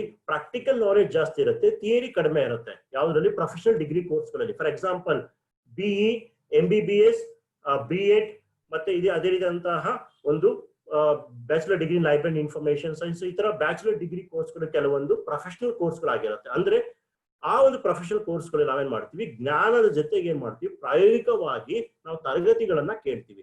ಸೊ MBBS ಆಗಿರ್ಬೋದು ಅಥವಾ BE ಆಗಿರ್ಬೋದು, ಅವ್ರ ಕೋರ್ಸ್ಗಳನ್ನ ಮಾಡ್ಬೇಕಾದ್ರೇನೆ ಪ್ರಾಕ್ಟಿಕಲ್ ನಾಲೆಜ್ ಅವ್ರಿಗೆ ಇರುತ್ತೆ. ಪ್ರಾಕ್ಟಿಕಲ್ ನಾಲೆಜ್ ಅವ್ರು ಏನ್ ಮಾಡ್ತಾರೆ, ಎಕ್ಸ್ಪೆರಿಮೆಂಟ್ ಮಾಡ್ತಾರೆ. ಅಂದ್ರೆ ಒಬ್ಬ ಡಾಕ್ಟರ್ ಗ್ರಾಜುಯೇಷನ್ ಟೈಮಲ್ಲೇ ಯಾವ ರೀತಿ ಒಂದು ಡಯಾಗ್ನೋಸಿಸ್ ಮಾಡಬೇಕಾಗುತ್ತೆ, ಯಾವ ರೀತಿ ಆಪರೇಷನ್ಸ್ ಮಾಡಬೇಕಾಗುತ್ತೆ, ಅದೇ ರೀತಿ ಒಬ್ಬ ಇಂಜಿನಿಯರ್ ಯಾವ ರೀತಿ ಒಂದು ಆರ್ಕಿಟೆಕ್ಟ್ ಆಗಿರ್ಬೋದು, ಸೊ ಡಿಸೈನ್ಸ್ ಮಾಡಬೇಕು, ಅವ್ರಿಗೆ ಪ್ರಾಕ್ಟಿಕಲ್ಸ್ ಏನಾಗಿರುತ್ತೆ, ಕ್ಲಾಸಸ್ ಇರುತ್ತೆ, ಪ್ರಾಕ್ಟಿಕಲ್ ನಾಲೆಜ್ ಜಾಸ್ತಿ ಇರುತ್ತೆ. ಅದನ್ನ ನಾವು ಪ್ರೊಫೆಷನಲ್ ಡಿಗ್ರಿ ಕೋರ್ಸ್ ಅಂತ ಹೇಳ್ತೀವಿ. BA BSc BCom ಇದನ್ನ ನಾವು ನಾನ್ ಪ್ರೊಫೆಷನಲ್ ಡಿಗ್ರಿ ಕೋರ್ಸ್ಗಳು ಅಂತ ಹೇಳ್ತೀವಿ. ಯಾಕೆ ನಾನ್ ಪ್ರೊಫೆಷನಲ್ ಡಿಗ್ರಿ ಕೋರ್ಸ್ಗಳು ಅಂತ ಹೇಳಿದ್ರೆ, ನಾವೇನ್ ಮಾಡ್ತೀವಿ, ಈ ನಾನ್ ಪ್ರೊಫೆಷನಲ್ ಡಿಗ್ರಿ ಕೋರ್ಸ್ಗಳಲ್ಲಿ ನಾವು ಪ್ರಾಕ್ಟಿಕಲ್ಸ್ಗಿಂತ ಸಬ್ಜೆಕ್ಟ್ಗೆ ಹೆಚ್ಚು ಒತ್ತನ್ನ ಕೊಡ್ತೀವಿ, ಜ್ಞಾನವನ್ನ ಸಂಪಾದನೆ ಮಾಡ್ತೀವಿ, ವಿಷಯಗಳನ್ನ ತುಂಬಾ ಆಳವಾಗಿ ಅಧ್ಯಯನ ಮಾಡ್ತೀವಿ. ಅದು BA ಆಗಿರ್ಬೋದು, BSc ಆಗಿರ್ಬೋದು, BCom ಆಗಿರ್ಬೋದು. ಇದು ನಾನ್ ಪ್ರೊಫೆಷನಲ್ ಡಿಗ್ರಿ ಕೋರ್ಸ್ಗಳಿವು. ಅಂದ್ರೆ ಪ್ರಾಕ್ಟಿಕಲ್ ಕ್ಲಾಸಸ್ ಇರೋದಿಲ್ಲ, ಒಂದು ವಿಷಯಕ್ಕೆ ಸಂಬಂಧಪಟ್ಟಂತಹ ಸಿದ್ಧಾಂತಕ್ಕೆ ಸಂಬಂಧಪಟ್ಟಂತ ಕ್ಲಾಸಸ್ ಇರುತ್ತೆ, ಅಲ್ಲಿ ಜ್ಞಾನವನ್ನು ಸಂಪಾದನೆ ಮಾಡ್ತೀವಿ. ಸೊ ಇದನ್ನು ನಾನ್ ಪ್ರೊಫೆಷನಲ್ ಡಿಗ್ರಿ ಕೋರ್ಸ್ಗಳು ಅಂತ ಹೇಳ್ತೀವಿ. ಸೊ ನಾನ್ ಪ್ರೊಫೆಷನಲ್ ಡಿಗ್ರಿ ಕೋರ್ಸ್ಗಳಾದ್ಮೇಲೆ ನಾನು ಹೇಳಿದಾಗೆ ಮಾಸ್ಟರ್ ಡಿಗ್ರಿ ಇದೆ, ಅಥವಾ ನಿಮ್ಗೆ ಏನಾದ್ರು ಬೇರೆ ಒಂದು ಡಿಪ್ಲೊಮಾ ಕೋರ್ಸ್ಗಳನ್ನ ಮಾಡಬೇಕು ಅಂತ ಹೇಳಿದ್ರೆ, ಅಂದ್ರೆ ಪೋಸ್ಟ್ ಗ್ರಾಜುಯೇಷನ್ ಡಿಪ್ಲೊಮಾ. ಡಿಪ್ಲೊಮಾ ಅಂತ ಹೇಳಿದ್ರೆ PUC ಆದ್ಮೇಲೆ ಮಾಡ್ತಕ್ಕಂಥ ಡಿಪ್ಲೊಮಾ ಅಥವಾ SLC ಆದ್ಮೇಲೆ ಮಾಡ್ತಕ್ಕಂಥ ಡಿಪ್ಲೊಮಾ ಅಲ್ಲ. ಗ್ರಾಜುಯೇಷನ್ ಆದ್ಮೇಲೆ ಕೂಡ ಪೋಸ್ಟ್ ಗ್ರಾಜುಯೇಷನ್ ಡಿಪ್ಲೊಮಾ ಕೋರ್ಸ್ಗಳಂತ ಇರುತ್ತೆ. ಅದು ಮಾರ್ಕೆಟಿಂಗ್ ಆಗಿರ್ಬೋದು, ಅಥವಾ ಬ್ಯಾಂಕಿಂಗ್ ಆಗಿರ್ಬೋದು, ಅಥವಾ ಫಿನಾನ್ಸ್ ಆಗಿರ್ಬೋದು, ಅಥವಾ ಈವೆಂಟ್ ಮ್ಯಾನೇಜ್ಮೆಂಟ್ ಆಗಿರ್ಬೋದು, ಅನಿಮೇಷನ್ಸ್ ಆಗಿರ್ಬೋದು, ಆಂಕರಿಂಗ್ ಆಗಿರ್ಬೋದು, ನ್ಯೂಸ್ ರೀಡಿಂಗ್ ಆಗಿರ್ಬೋದು. There are plenty of post graduation diploma courses after graduation. So ನಿಮಗೆ ಈ ಎಲ್ಲ ಪೋಸ್ಟ್ ಗ್ರಾಜುಯೇಷನ್ ಡಿಪ್ಲೊಮಾ ಕೋರ್ಸ್ಗಳು ಸ್ಕಿಲ್ ಓರಿಯೆಂಟೆಡ್, ಜಾಬ್ ಓರಿಯೆಂಟೆಡ್ ಕೋರ್ಸ್ಗಳಾಗಿರುತ್ತೆ. ಸೊ ನೀವು ಗೂಗಲ್ಗೆ ಹೋದ್ರೆ ಯಾವುದೇ ಒಂದು ವಿಚಾರ ಟೈಪ್ ಮಾಡಿ, you will get plenty of informations ಬರುತ್ತೆ. ಸೊ ನಿಮ್ಗೆ ಯಾವ ಏರಿಯಾದಲ್ಲಿ ಇಂಟ್ರೆಸ್ಟ್ ಇರುತ್ತೋ ಅಂತ ಏನೇನು ಆಯ್ಕೆ ಮಾಡ್ಕೊಂಡ್ರೆ definitely you can see the success. So path 3 ಮತ್ತೆ ಪಾತ್ 4 ನಿಮ್ಗೆ ಅನ್ವಯ ಆಗುತ್ತೆ. ಸೊ ನೀವು ಪ್ರೆಸೆಂಟ್ ಈಗ ಗ್ರಾಜುಯೇಷನ್ ಅಲ್ಲಿ ಇದ್ದೀರಾ. ಗ್ರಾಜುಯೇಷನ್ ಆದ್ಮೇಲೆ ಸೊ ಯಾವ ಕೋರ್ಸ್ ಅನ್ನು ಆಯ್ಕೆ ಮಾಡ್ಕೊಳ್ಬೇಕು ಅಂತ ಬಂದಾಗ, ಸೊ ನಿಮ್ಮ ಆಸಕ್ತಿ ಮತ್ತು ಸಾಮರ್ಥ್ಯಕ್ಕೆ ಅನುಗುಣವಾಗಿ ಯಾವ ಏರಿಯಾದಲ್ಲಿ ನಿಮಗೆ ಇಂಟ್ರೆಸ್ಟ್ ಇರುತ್ತೋ ಅದನ್ನ ಆಯ್ಕೆ ಮಾಡ್ಕೊಂಡಾಗ ಸೊ ನೀವು ಸಕ್ಸಸ್ ಅನ್ನ ಕಾಣೋದಕ್ಕೆ ಸಾಧ್ಯ ಆಗುತ್ತೆ. ಸೊ ಇದೊಂದು ಜಸ್ಟ್ ಒಂದು part, just I will show one more.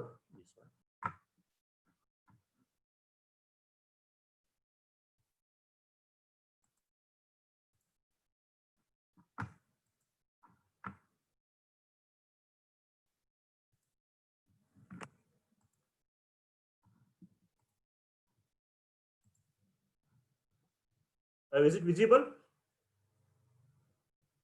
Okay. So ಇದೊಂದು ಕಂಪ್ಲೀಟ್ ಕರಿಯರ್ ಪಾತ್ ಇದು.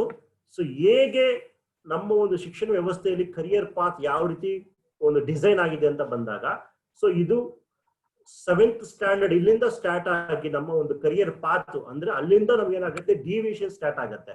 ಸೊ ICSE CBSE ಬಂದಾಗ 7th ಆದ್ಮೇಲೆ ಕೆಲವೊಂದು ಏನಾಗಿರುತ್ತೆ ನಮಗೆ ಸರ್ಟಿಫಿಕೇಟ್ ಕೋರ್ಸಸ್, ಡಿಪ್ಲೊಮಾ ಕೋರ್ಸ್ಗಳು ಅಥವಾ ಕೆಲವೊಂದು ವೊಕೇಶನಲ್ ಕೋರ್ಸಸ್ ಅಂತ ಬರುತ್ತೆ. ಸೊ ಈ ಒಂದು ಸ್ಟ್ರಕ್ಚರ್ ಅಲ್ಲಿ ನೀವು ಬಂದಾಗ, ಸೊ ಈಗ SLC ಆಗಿದೆ, PUC ಆಗಿದೆ, ಇದು ಡಿಗ್ರಿಯಲ್ಲಿ ನೀವು ನಾನ್ ಪ್ರೊಫೆಷನಲ್ ಡಿಗ್ರಿ ಕೋರ್ಸ್ಗಳಲ್ಲಿ ಇಲ್ಲಿದ್ದೀರಾ. ಸೊ ನಾನೇ ನಿಮ್ಗೆ ಹೇಳಿದೆ, ಸೊ ಡಿಗ್ರಿ ಕೋರ್ಸ್ಗಳಲ್ಲಿ 2 ಟೈಪ್ ಇರುತ್ತೆ, ಒಂದು professional degree course and another one is non professional degree ಕೋರ್ಸ್ಗಳು ಅಂತ. So right now we are in non professional degree courses ಇಲ್ಲಿದ್ದೀರಾ. ಈ ನಾನ್ ಪ್ರೊಫೆಷನಲ್ ಡಿಗ್ರಿ ಕೋರ್ಸಸ್ ಆದ್ಮೇಲೆ ನೆಕ್ಸ್ಟ್ ಪೋಸ್ಟ್ ಗ್ರಾಜುಯೇಷನ್ 2 years ಬರುತ್ತೆ, ಅಥವಾ ನೀವು ಯಾವ್ದಾದ್ರು ಒಂದು ಸ್ಪೆಷಲೈಸೇಷನ್ ಪಡ್ಕೊಳ್ಬೇಕು ಅಂತ ಹೇಳಿದ್ರೆ after graduation post graduation diploma ಕೋರ್ಸ್ಗಳಿದಾವೆ, ನೆಕ್ಸ್ಟ್ MPhil ಇದೆ, ಅದಾದ್ಮೇಲೆ ಫೈನಲ್ ಆಗಿ PhD ಇದೆ. ಸೊ ಇದು ಒಂದು ಕರಿಯರ್ ಪಾತ್. ಸೊ ಈ ಒಂದು ಕರಿಯರ್ ಪಾತ್ ಅಲ್ಲಿ ಸೊ ನಿಮ್ಮ ಒಂದು ಜವಾಬ್ದಾರಿ ಅತ್ಯಂತ ಪ್ರಮುಖವಾಗಿರುತ್ತೆ.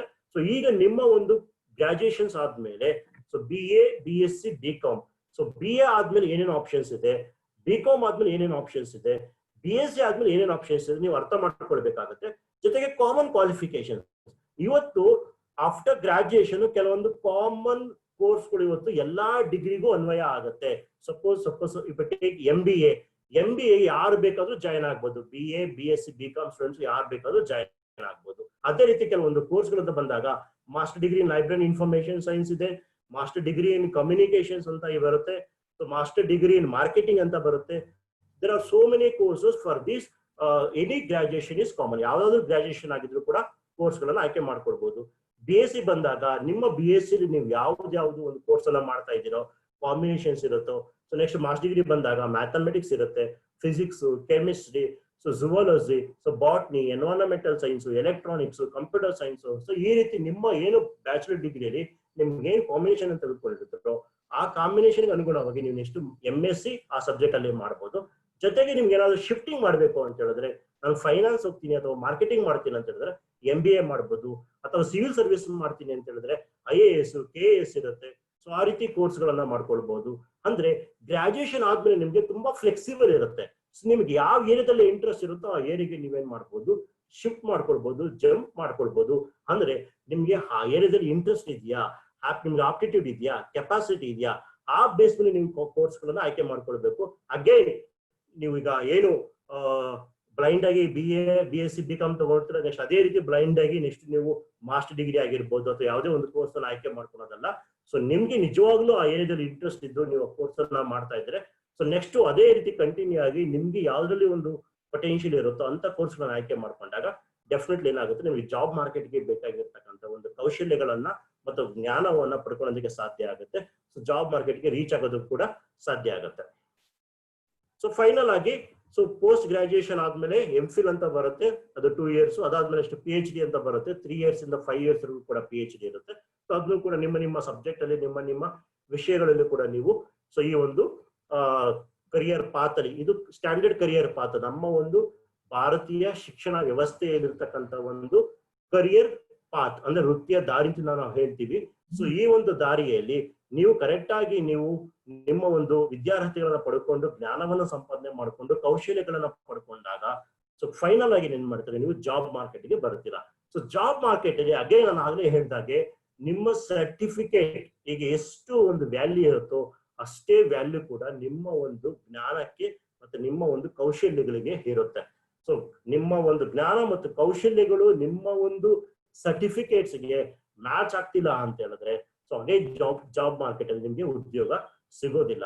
ಸೊ ಅದಕ್ಕೆ ಹೇಳ್ತಾ ಇರೋದು, ಸೊ ನಿಮ್ಮ ಒಂದು ಕ್ವಾಲಿಫಿಕೇಶನ್ ಜೊತೆಗೆ ನಿಮ್ಮ ಒಂದು ಸ್ಕಿಲ್ಸ್ ಕೂಡ ತುಂಬಾನೇ ಇಂಪಾರ್ಟೆಂಟ್ ಆಗಿರುತ್ತೆ.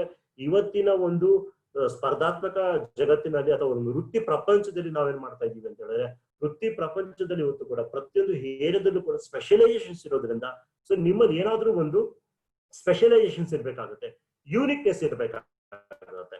ಬೇರೆಯವ್ರಿಗೆ ಕಂಪೇರ್ ಮಾಡ್ಕೊಂಡಾಗ ನನ್ನ ಯೂನಿಕ್ನೆಸ್ ಏನು, ನನ್ನ ಒಂದು ವಿಶೇಷವಾದಂತಹ ಗುಣ ಏನು ಅಂತ ನೀವು ಅರ್ಥ ಮಾಡ್ಕೊಳ್ಬೇಕಾಗುತ್ತೆ.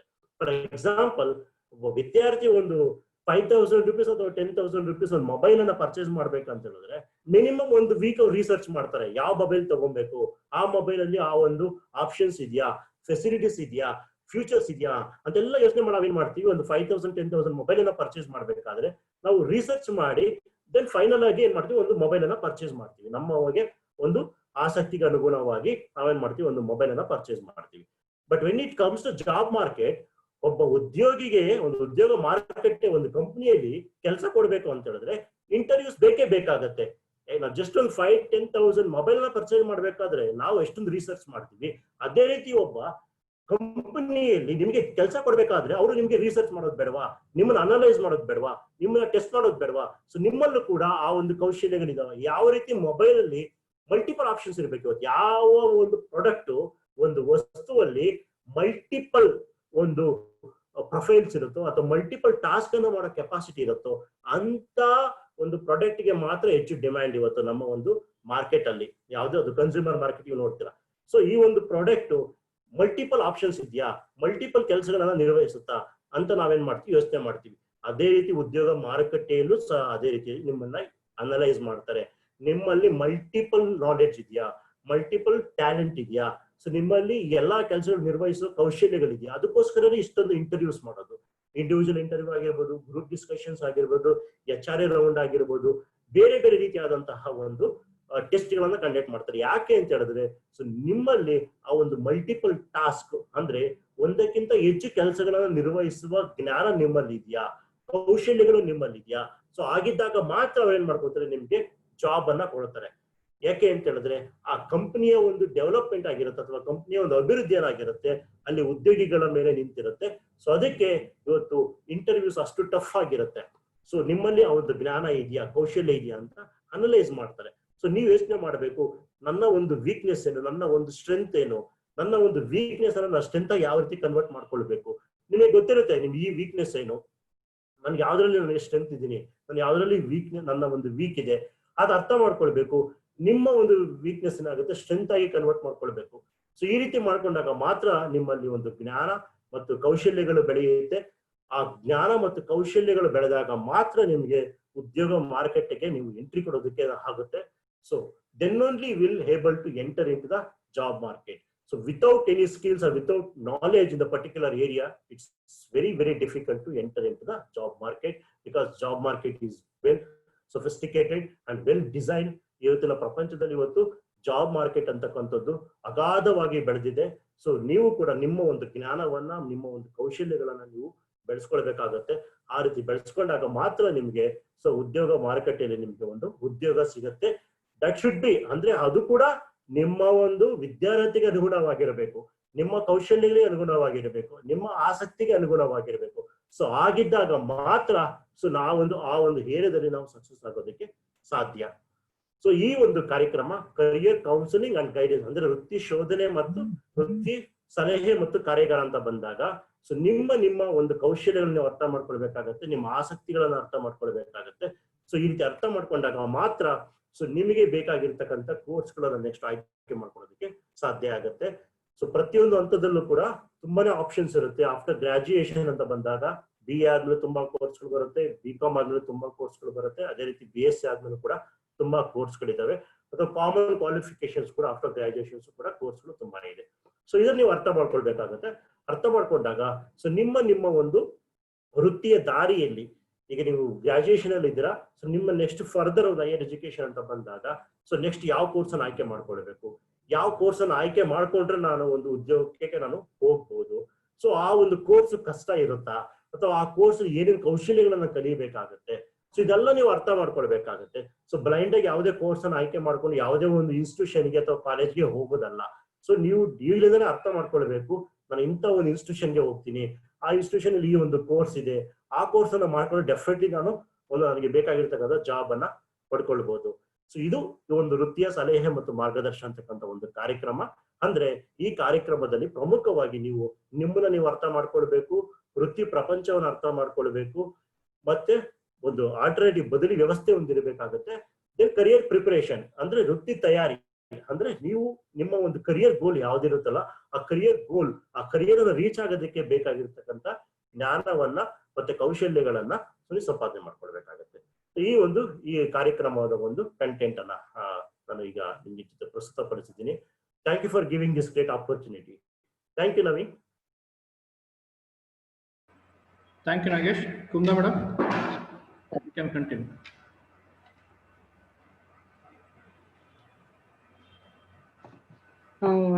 Thank you sir. ವಿದ್ಯಾರ್ಥಿಗಳು ಯಾರಿಗಾದ್ರೂ ಏನಾದ್ರೂ ಡೌಟ್ಸ್ ಇದ್ರೆ ಸರ್ ಜೊತೆ ಕ್ಲಾರಿಫೈ ಮಾಡ್ಕೋಬಹುದು. ಏನಾದ್ರೂ ಪ್ರಶ್ನೆಗಳಿದ್ರೆ ಕೇಳ್ಬೋದು. ನಿಮ್ ಪ್ರಶ್ನೆಗಳಿಗೆ ಸರ್ ಉತ್ತರ ಕೊಡ್ತಾರೆ.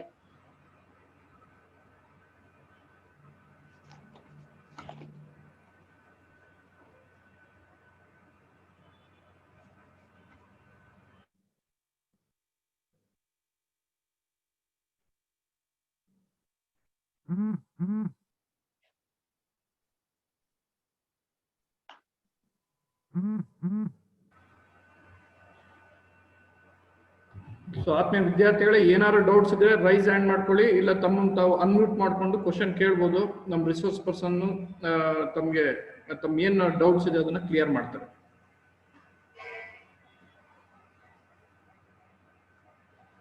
ಇಲ್ಲ ಅಂತ ಹೇಳಿದ್ರೆ ಮೆಸೇಜ್ ಕೂಡ ನೀವು ಡ್ರಾಪ್ ಮಾಡ್ಬೋದು.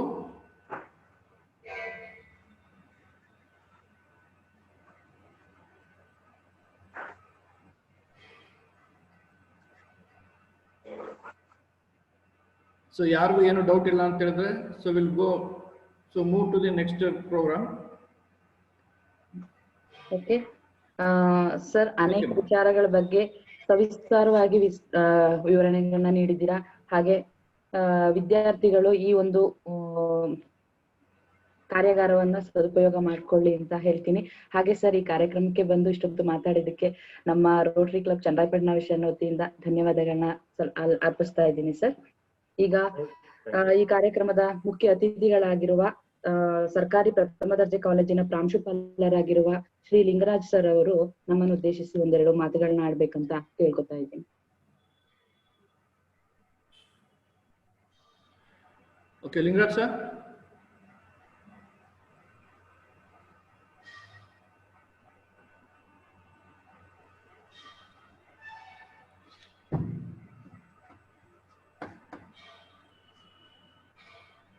ಲಿಂಗರಾಜ್ ಸರ್.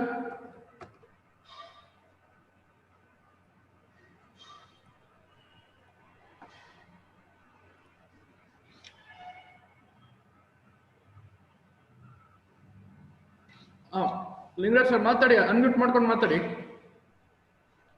ಅಲ್ಲಿ ಅನ್ಮ್ಯೂಟ್ ಮಾಡ್ಕೊಡಿ. ಆಯ್ತು, ಮಾತಾಡಿ ಸರ್. ಎಲ್ರಿಗೂ ಧನ್ಯವಾದಗಳು. ನಾನು ಮೊದಲಿಗೆ ರೋಟರಿ ಕ್ಲಬ್ ಚನ್ನರಾಯಪಟ್ಟಣ ಇದರ ಆಯೋಜಕರು, ಅಧ್ಯಕ್ಷರು ಹಾಗೂ ಬಹುಮುಖ್ಯವಾಗಿ ಕಾಲೇಜಿಗೆ ಸಂಪನ್ಮೂಲ ವ್ಯಕ್ತಿಗಳಿಗೆ, ಕಾರ್ಯಕ್ರಮಕ್ಕೆ ಸಂಪನ್ಮೂಲ ವ್ಯಕ್ತಿಗಳಾಗಿ ಬಂದಿರುವ ನಾಗೇಶ್ ಅವರಿಗೆ, ಉದ್ಘಾಟಕರಿಗೆ ಎಲ್ರಿಗೂ ಧನ್ಯವಾದ ಅರ್ಪಿಸ್ತಾ, ಈ ಸಂದರ್ಭದಲ್ಲಿ ಸಂದಿಗ್ಧ ಸಂದರ್ಭದಲ್ಲಿ ನಮ್ಮ ಕಾಲೇಜಿಗೆ ಇಂಥ ಅವಕಾಶ ಕೊಟ್ಟಿದ್ದಕ್ಕಾಗಿ ಮೊದಲಿಗೆ ಅವರಿಗೆ ನಾನು ಧನ್ಯವಾದ ಅರ್ಪಿಸ್ತಾ ಇದ್ದೀನಿ. ಇದು ಇಂತಹ ಸಂದಿಗ್ಧ ಸಂದರ್ಭದಲ್ಲಿ ಈ ಕಾರ್ಯಕ್ರಮ ತುಂಬಾ ಔಚಿತ್ಯಪೂರ್ಣವಾದದ್ದು. ಜಗತ್ತಿನಲ್ಲಿ, ಇಡೀ ಪ್ರಪಂಚದಲ್ಲಿ ನಾವ್ಯಾಗಲೂ ತಿಳಿದ ಹಾಗೆ ನಮ್ಮ ಭಾರತ ದೇಶ ಯುವ ರಾಜರ ನಾಡು, ಅಂದ್ರೆ ಅತಿ ಹೆಚ್ಚು ಯುವಕರನ್ನು ಹೊಂದಿರುವ ರಾಷ್ಟ್ರ ಭಾರತ. ಆದ್ರೆ ಆ ಯುವ ಜನಾಂಗವನ್ನ ಸಂಪನ್ಮೂಲ ವ್ಯಕ್ತಿಗಳನ್ನಾಗಿ ಮಾಡುವ ಕಾರ್ಯಕ್ರಮ ಬಹಳ ಹಿಂದಿದೆ. ಪ್ರಪಂಚದಲ್ಲಿ ಮೊದಲು ಜನಸಂಖ್ಯಾ ಸ್ಫೋಟವನ್ನ ಎಲ್ಲರೂ ಹೇಳ್ತಾ ಇದ್ರು. ಜನಸಂಖ್ಯಾ ಸಮಸ್ಯೆ ರಾಷ್ಟ್ರಕ್ಕೆ ಬಹಳ ತೊಂದರೆಯಿಂದ. ಆದ್ರೆ ಇವತ್ತು ಈ ಜನಸಂಖ್ಯೆಯನ್ನ ಸಂಪನ್ಮೂಲವನ್ನಾಗಿ ಮಾರ್ಪಡಿಸಿ ಅದನ್ನ ಸದುಪಯೋಗಪಡಿಸಿದ ಕೀರ್ತಿ ಪ್ರಪಂಚದಲ್ಲಿ ಚೀನಾಕ್ಕೆ ಸಲ್ಲುತ್ತೆ. ಕೊರೋನಾವನ್ನು ಹೇಗೆ ಎಬ್ಬಿಸಿ ಕುಖ್ಯಾತಿ ಹೊಂದಿದ್ರೋ ಅದೇ ರೀತಿ ಅವರು ಜನಸಂಖ್ಯೆಯನ್ನ, ಮೊದಲು ವಿಶ್ವದಲ್ಲೇ ಜನಸಂಖ್ಯೆ ಅತಿ ಹೆಚ್ಚಾಗಿದ್ದು ಚೀನಾದಲ್ಲಿ. ಆದ್ರೆ ಅದನ್ನ ಅವರು ಸವಾಲಾಗಿ ತೆಗೆದುಕೊಂಡ್ರು ಚೀನಾದ್ರು. ಅದನ್ನ ಸಂಪನ್ಮೂಲ ವ್ಯಕ್ತಿಗಳನ್ನಾಗಿ ಮಾರ್ಪಡಿಸಿ ಇಡೀ ವಿಶ್ವಕ್ಕೆ ಆ ಜನಸಂಪನ್ಮೂಲವನ್ನ ಹರಡಿ ಹೇಗೆ ಜನಸಂಪನ್ಮೂಲ ಬಳಸ್ಕೊಂಡು ಯುವ ಜನಾಂಗವನ್ನು ಬಳಸ್ಕೊಂಡು ರಾಷ್ಟ್ರದ ಅಭಿವೃದ್ಧಿಗೆ, ವಿಶ್ವದ ಅಭಿವೃದ್ಧಿಗೆ ಹೇಗೆ ನಾವು ಪೂರಕವಾಗಿ ನಾವು ಅದನ್ನ ಸದುಪಡಿಸುವ ಸಂದರ್ಭವನ್ನು ಅವರು ಸಮರ್ಥವಾಗಿ ತಿಳಿಸಿ ನಾವು ಸಹ ಅದನ್ನ ಬಳಸಿದ್ರು. ಸೊ ಅದೇ ರೀತಿ ನಾವು ಸಹ ನಮ್ಮ ದೇಶದಲ್ಲೂ ಸಹ ಈ ಸಂದರ್ಭದಲ್ಲಿ ನಾವು ನಮ್ಮ ಯುವ ಜನಾಂಗವನ್ನ ಸಂಪನ್ಮೂಲ ವ್ಯಕ್ತಿಗಳನ್ನಾಗಿ ಮಾರ್ಪಡಿಸಬೇಕಾಗಿರೋದು ನಮ್ಮೆಲ್ಲರ ಆದ್ಯ ಕರ್ತವ್ಯ. ಈ ನಿಟ್ಟಿನಲ್ಲಿ ನಮ್ಮ ಉನ್ನತ ಶಿಕ್ಷಣ ಇಲಾಖೆ ಈಗ ಎಲ್ಲಾ ಕಾಲೇಜುಗಳಲ್ಲಿ, ಶಾಲಾ ಕಾಲೇಜುಗಳಲ್ಲಿ ಈ ವೃತ್ತಿ ಮಾರ್ಗದರ್ಶನ, ಸಲಹೆ ಮಾರ್ಗದರ್ಶನ ಕಾರ್ಯಕ್ರಮಗಳನ್ನು ಆಯೋಜಿಸಿ ಯುವಕರಿಗೆ ಅತಿ ಹೆಚ್ಚಿನ ಅವಕಾಶನ ಆಯೋಜಿಸ್ತಾ ಇದೆ. ಸೊ ಇಂತಹ ಕಾರ್ಯಕ್ರಮಗಳು ವಿಶ್ವವಿದ್ಯಾಲಯದ ಮಟ್ಟದಲ್ಲಿ ಮತ್ತು ಕಾಲೇಜು ಮಟ್ಟದಲ್ಲಿ ನಡೀತಾ ಇರೋದು ತುಂಬಾ ಔಚಿತ್ಯಪೂರ್ಣ. ಸೊ ಇಂತಹ ಕಾರ್ಯಕ್ರಮ ಯುವ ಜನಾಂಗಕ್ಕೆ ಈಗಾಗಲೇ ನಾವು ತಿಳಿದಿರೋ ಹಾಗೆ ಕೊರೋನಾದಿಂದ ಕೆಲವು ತುಂಬಾ ತೊಂದರೆಗಳಾದ್ರೂ ಕೆಲವು ಅನುಕೂಲ ಕಾರ್ಯಕ್ರಮಗಳು ಆಗಿದೆ. ಭಾರತಕ್ಕೆ ಹವಾಮಾನ ಅತ್ಯುತ್ತಮವಾಗಿದೆ, ಮಳೆ ಚೆನ್ನಾಗಿ ಬೀಳ್ತಾ ಇದೆ. ಇದು ಒಂದು ಕಾರ್ಯಕ್ರಮ. ಆದ್ರೆ ಮುಂದೊಂದು ದಿನ ಇಡೀ ವಿಶ್ವಕ್ಕೆ ಮಾರಕವಾಗಿ ಹರಡಿದ ಕೊರೋನಾವನ್ನು ಹರಡಿದಂತ ಚೀನಾಕ್ಕೆ ದೊಡ್ಡ ಪೆಟ್ಟು. ಚೀನಾದಿಂದ ಇಡೀ ವಿಶ್ವದ ಎಲ್ಲಾ ಬಹುರಾಷ್ಟ್ರೀಯ ಕಂಪನಿಗಳು ಹೊರದೇಶಕ್ಕೆ ಹೋಗ್ಲಿಕ್ಕೆ ತುದಿಗಾಲು ನಿಂತಿದ್ದಾವೆ. ಅದು ಬಹಳ ಮುಖ್ಯವಾಗಿ ಭಾರತಕ್ಕೆ ಬರ್ಲಿಕ್ಕೆ ಪ್ರಯತ್ನಿಸ್ತಾ ಇದ್ದಾವೆ. ಸೊ ಇಂತಹ ಸಂದರ್ಭನ ನಾವು ಭಾರತೀಯರು ಬಾಚಿ ತಪ್ಕೊಳ್ಬೇಕು. ಸೊ ಯುವ ಜನಾಂಗ ಬಹಳ ಮುಖ್ಯವಾಗಿ, ನಮ್ಮ ಯುವ ಜನಾಂಗನ ನಾವು BA ಆಗ್ಲಿ, BSc ಆಗ್ಲಿ, ಎಂಜಿನಿಯರಿಂಗ್ ಆಗ್ಲಿ ಯಾವುದೇ ತರಬೇತಿ ಪಡೆದಿದ್ರು ಅವರನ್ನ ನಾವು ವೃತ್ತಿಗೆ ಸಂಪನ್ಮೂಲ ವ್ಯಕ್ತಿಗಳನ್ನಾಗಿ ಕ್ರೋಢೀಕರಿಸಿ ಅವ್ರನ್ನ ನಾವು ರೂಪಿಸಿದ್ರೆ ನಿಜವಾಗೂ ನಮ್ಮ ಭಾರತೀಯ ಯುವ ಜನಾಂಗಕ್ಕೆ ಅತ್ಯುತ್ತಮ ಅವಕಾಶಗಳು ಲಭ್ಯ ಆಗ್ತವೆ. ನಾವು ಅದನ್ನ ಬಳಸ್ಕೊಳ್ಬಹುದು ಅಂತ ಹೇಳ್ತಾ ಇಷ್ಟು ಮಾತಾಡ್ಲಿಕ್ಕೆ ಅವಕಾಶ ಮಾಡಿಕೊಟ್ಟ ನಿಮ್ಮೆಲ್ಲರಿಗೂ ನಾನು ಧನ್ಯವಾದ ಅರ್ಪಿಸ್ತಾ ಇದ್ದೀನಿ. ಜೈ ಹಿಂದ್, ಜೈ ಕರ್ನಾಟಕ. ಇನ್ನೊಂದು ಬಾರಿ ನಾನು ಈ ಆಯೋಜಕ್ಕೆ, ಈ ರಾಷ್ಟ್ರೀಯ ಈ ಕಾರ್ಯಜನ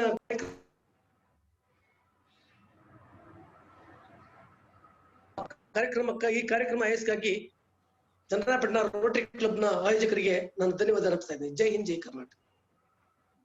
ನಮ್ಮನ್ನೆಲ್ಲ ಉದ್ದೇಶಿಸಿ ಮಾತನಾಡಿದಂತಹ ಶ್ರೀ ಲಿಂಗರಾಜ್ ಸರ್ ಅವರಿಗೆ ಧನ್ಯವಾದಗಳು. ನಮ್ಮ ಕಾರ್ಯಕ್ರಮದ ಇಂಟರಪ್ಷನ್ ಮಾಡ್ತಾ ಇದ್ದೀನಿ. ಸರ್ ಹೇಳಿ. ನಾಯ್ ಸರ್, ಒಂದು ಕ್ವಶನ್ ಇದೆ, ಪ್ರಮೋದಿನಿ ಅನ್ನೋರು ಕೇಳ್ತಾ ಇದಾರೆ. What if student having potential in 2 different career options ಅಂತಿದೆ. So what's your answer for that?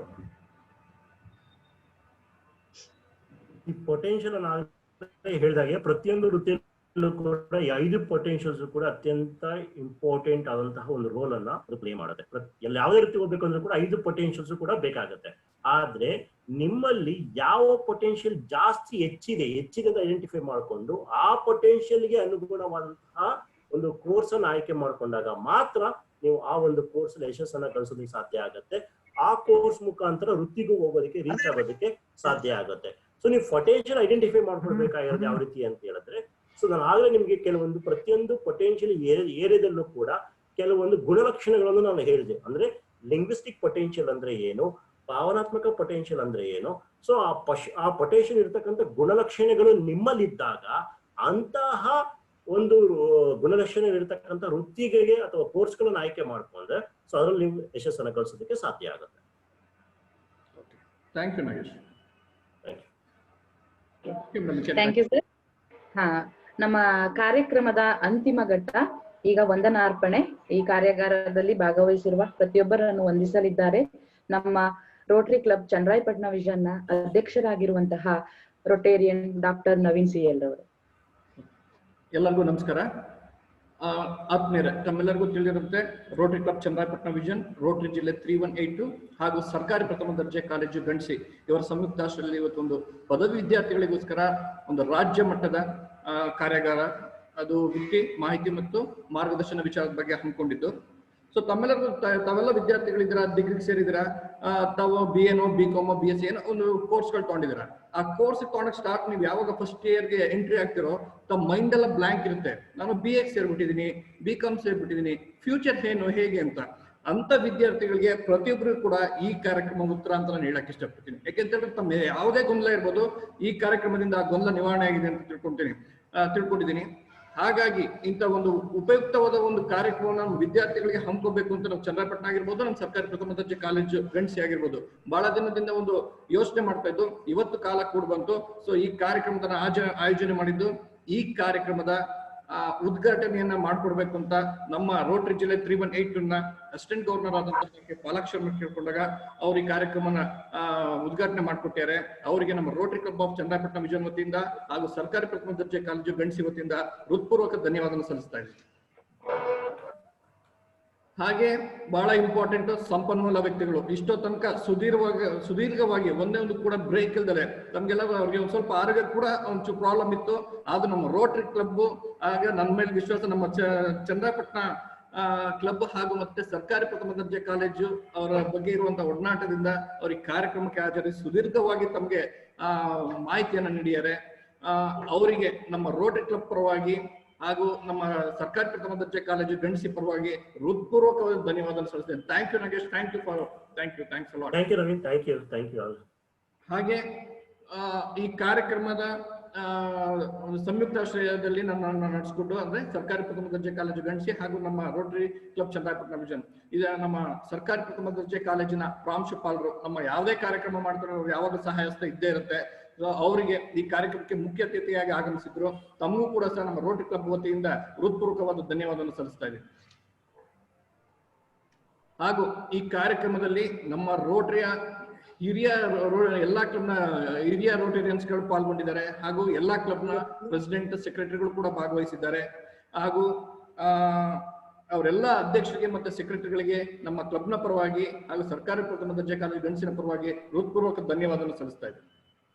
ಪ್ರಮುಖವಾಗಿ ಎಲ್ಲಾ ವಿದ್ಯಾರ್ಥಿಗಳು ತಾವು ನೋಡಿರ್ಬೋದು, ತಮ್ಗೆಲ್ಲ ಒಂದು ಲಿಂಕ್ ಅನ್ನು ತಮ್ಮ ಅಧ್ಯಾಪಕ ವೃಂದದವರು ಕಳಿಸ್ಕೊಡ್ತಾ ಇದ್ರು. ಒಳ್ಳೆ ಒಂದು ವೆಬಿನಾರ್ ಇದೆ, ಒಂದು ಕಾರ್ಯಾಗಾರ ಇದೆ, ಜಾಯ್ನ್ ಆಗಿ ಅಂತ.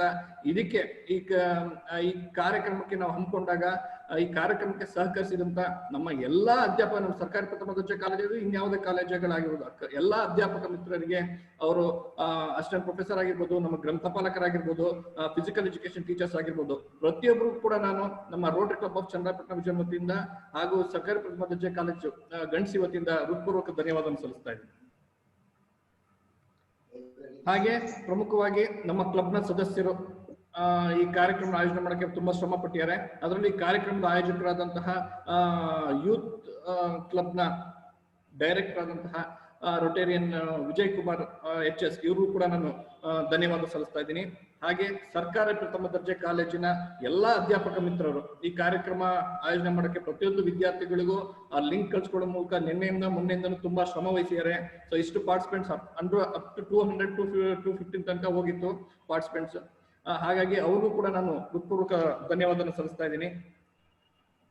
ಹಾಗೆ ಈ ಕಾರ್ಯಕ್ರಮ ಆಯೋಜನೆ ಮಾಡಕ್ಕೆ ಪ್ರಮುಖವಾಗಿ ನಮ್ಮ ರೋಟರಿ ಜಿಲ್ಲೆ ಅವರ ಡಿಸ್ಟ್ರಿಕ್ಟ್ ಗವರ್ನರ್ ಆದಂತಹ ರಾಜಾರಾಮ್ ಭಟ್ ಆಗಿರ್ಬೋದು, ಹಾಗೂ ಐಟಿ ಕೋಆರ್ಡಿನೇಟರ್ ಅಂತಹ ಅಮಿತ್ ಅರವಿಂದ್ ಅವರು ಕೂಡ ನಾನು ಹೃತ್ಪೂರ್ವಕ ಧನ್ಯವಾದ ಸಲ್ಲಿಸ್ತಾ ಇದ್ದೀನಿ. ಈಗ ಪ್ರಮುಖವಾಗಿ ಈ ಕಾರ್ಯಕ್ರಮ ಸಕ್ಸಸ್ ಆಗಬೇಕು ಅಂದ್ರೆ ವಿದ್ಯಾರ್ಥಿಗಳು ನೀವು ಪಾರ್ಟಿಸಿಪೇಟ್ ಮಾಡೋದ್ರಿಂದ ಈ ಕಾರ್ಯಕ್ರಮ ಸಕ್ಸಸ್ ಆಯ್ತು. ಒಂದು ಒಳ್ಳೆ ಕಾರ್ಯಕ್ರಮದ ಪ್ರಯೋಜನವನ್ನು ಪಡ್ಕೊಂಡಿದ್ದೀನಿ ಅಂತ ನಾನು ತಿಳ್ಕೊಂಡಿದ್ದೀನಿ. ಹಾಗಾಗಿ ಪಾರ್ಟಿಸಿಪೇಟ್ ಮಾಡಿದಂತಹ ಪ್ರತಿಯೊಬ್ಬರು ಎಲ್ಲಾ ವಿದ್ಯಾರ್ಥಿಗಳಿಗೂ ನಾನು ಹೃತ್ಪೂರ್ವಕ ಧನ್ಯವಾದಗಳನ್ನ ಸಲ್ಲಿಸ್ತಾ ಇದ್ದೀನಿ.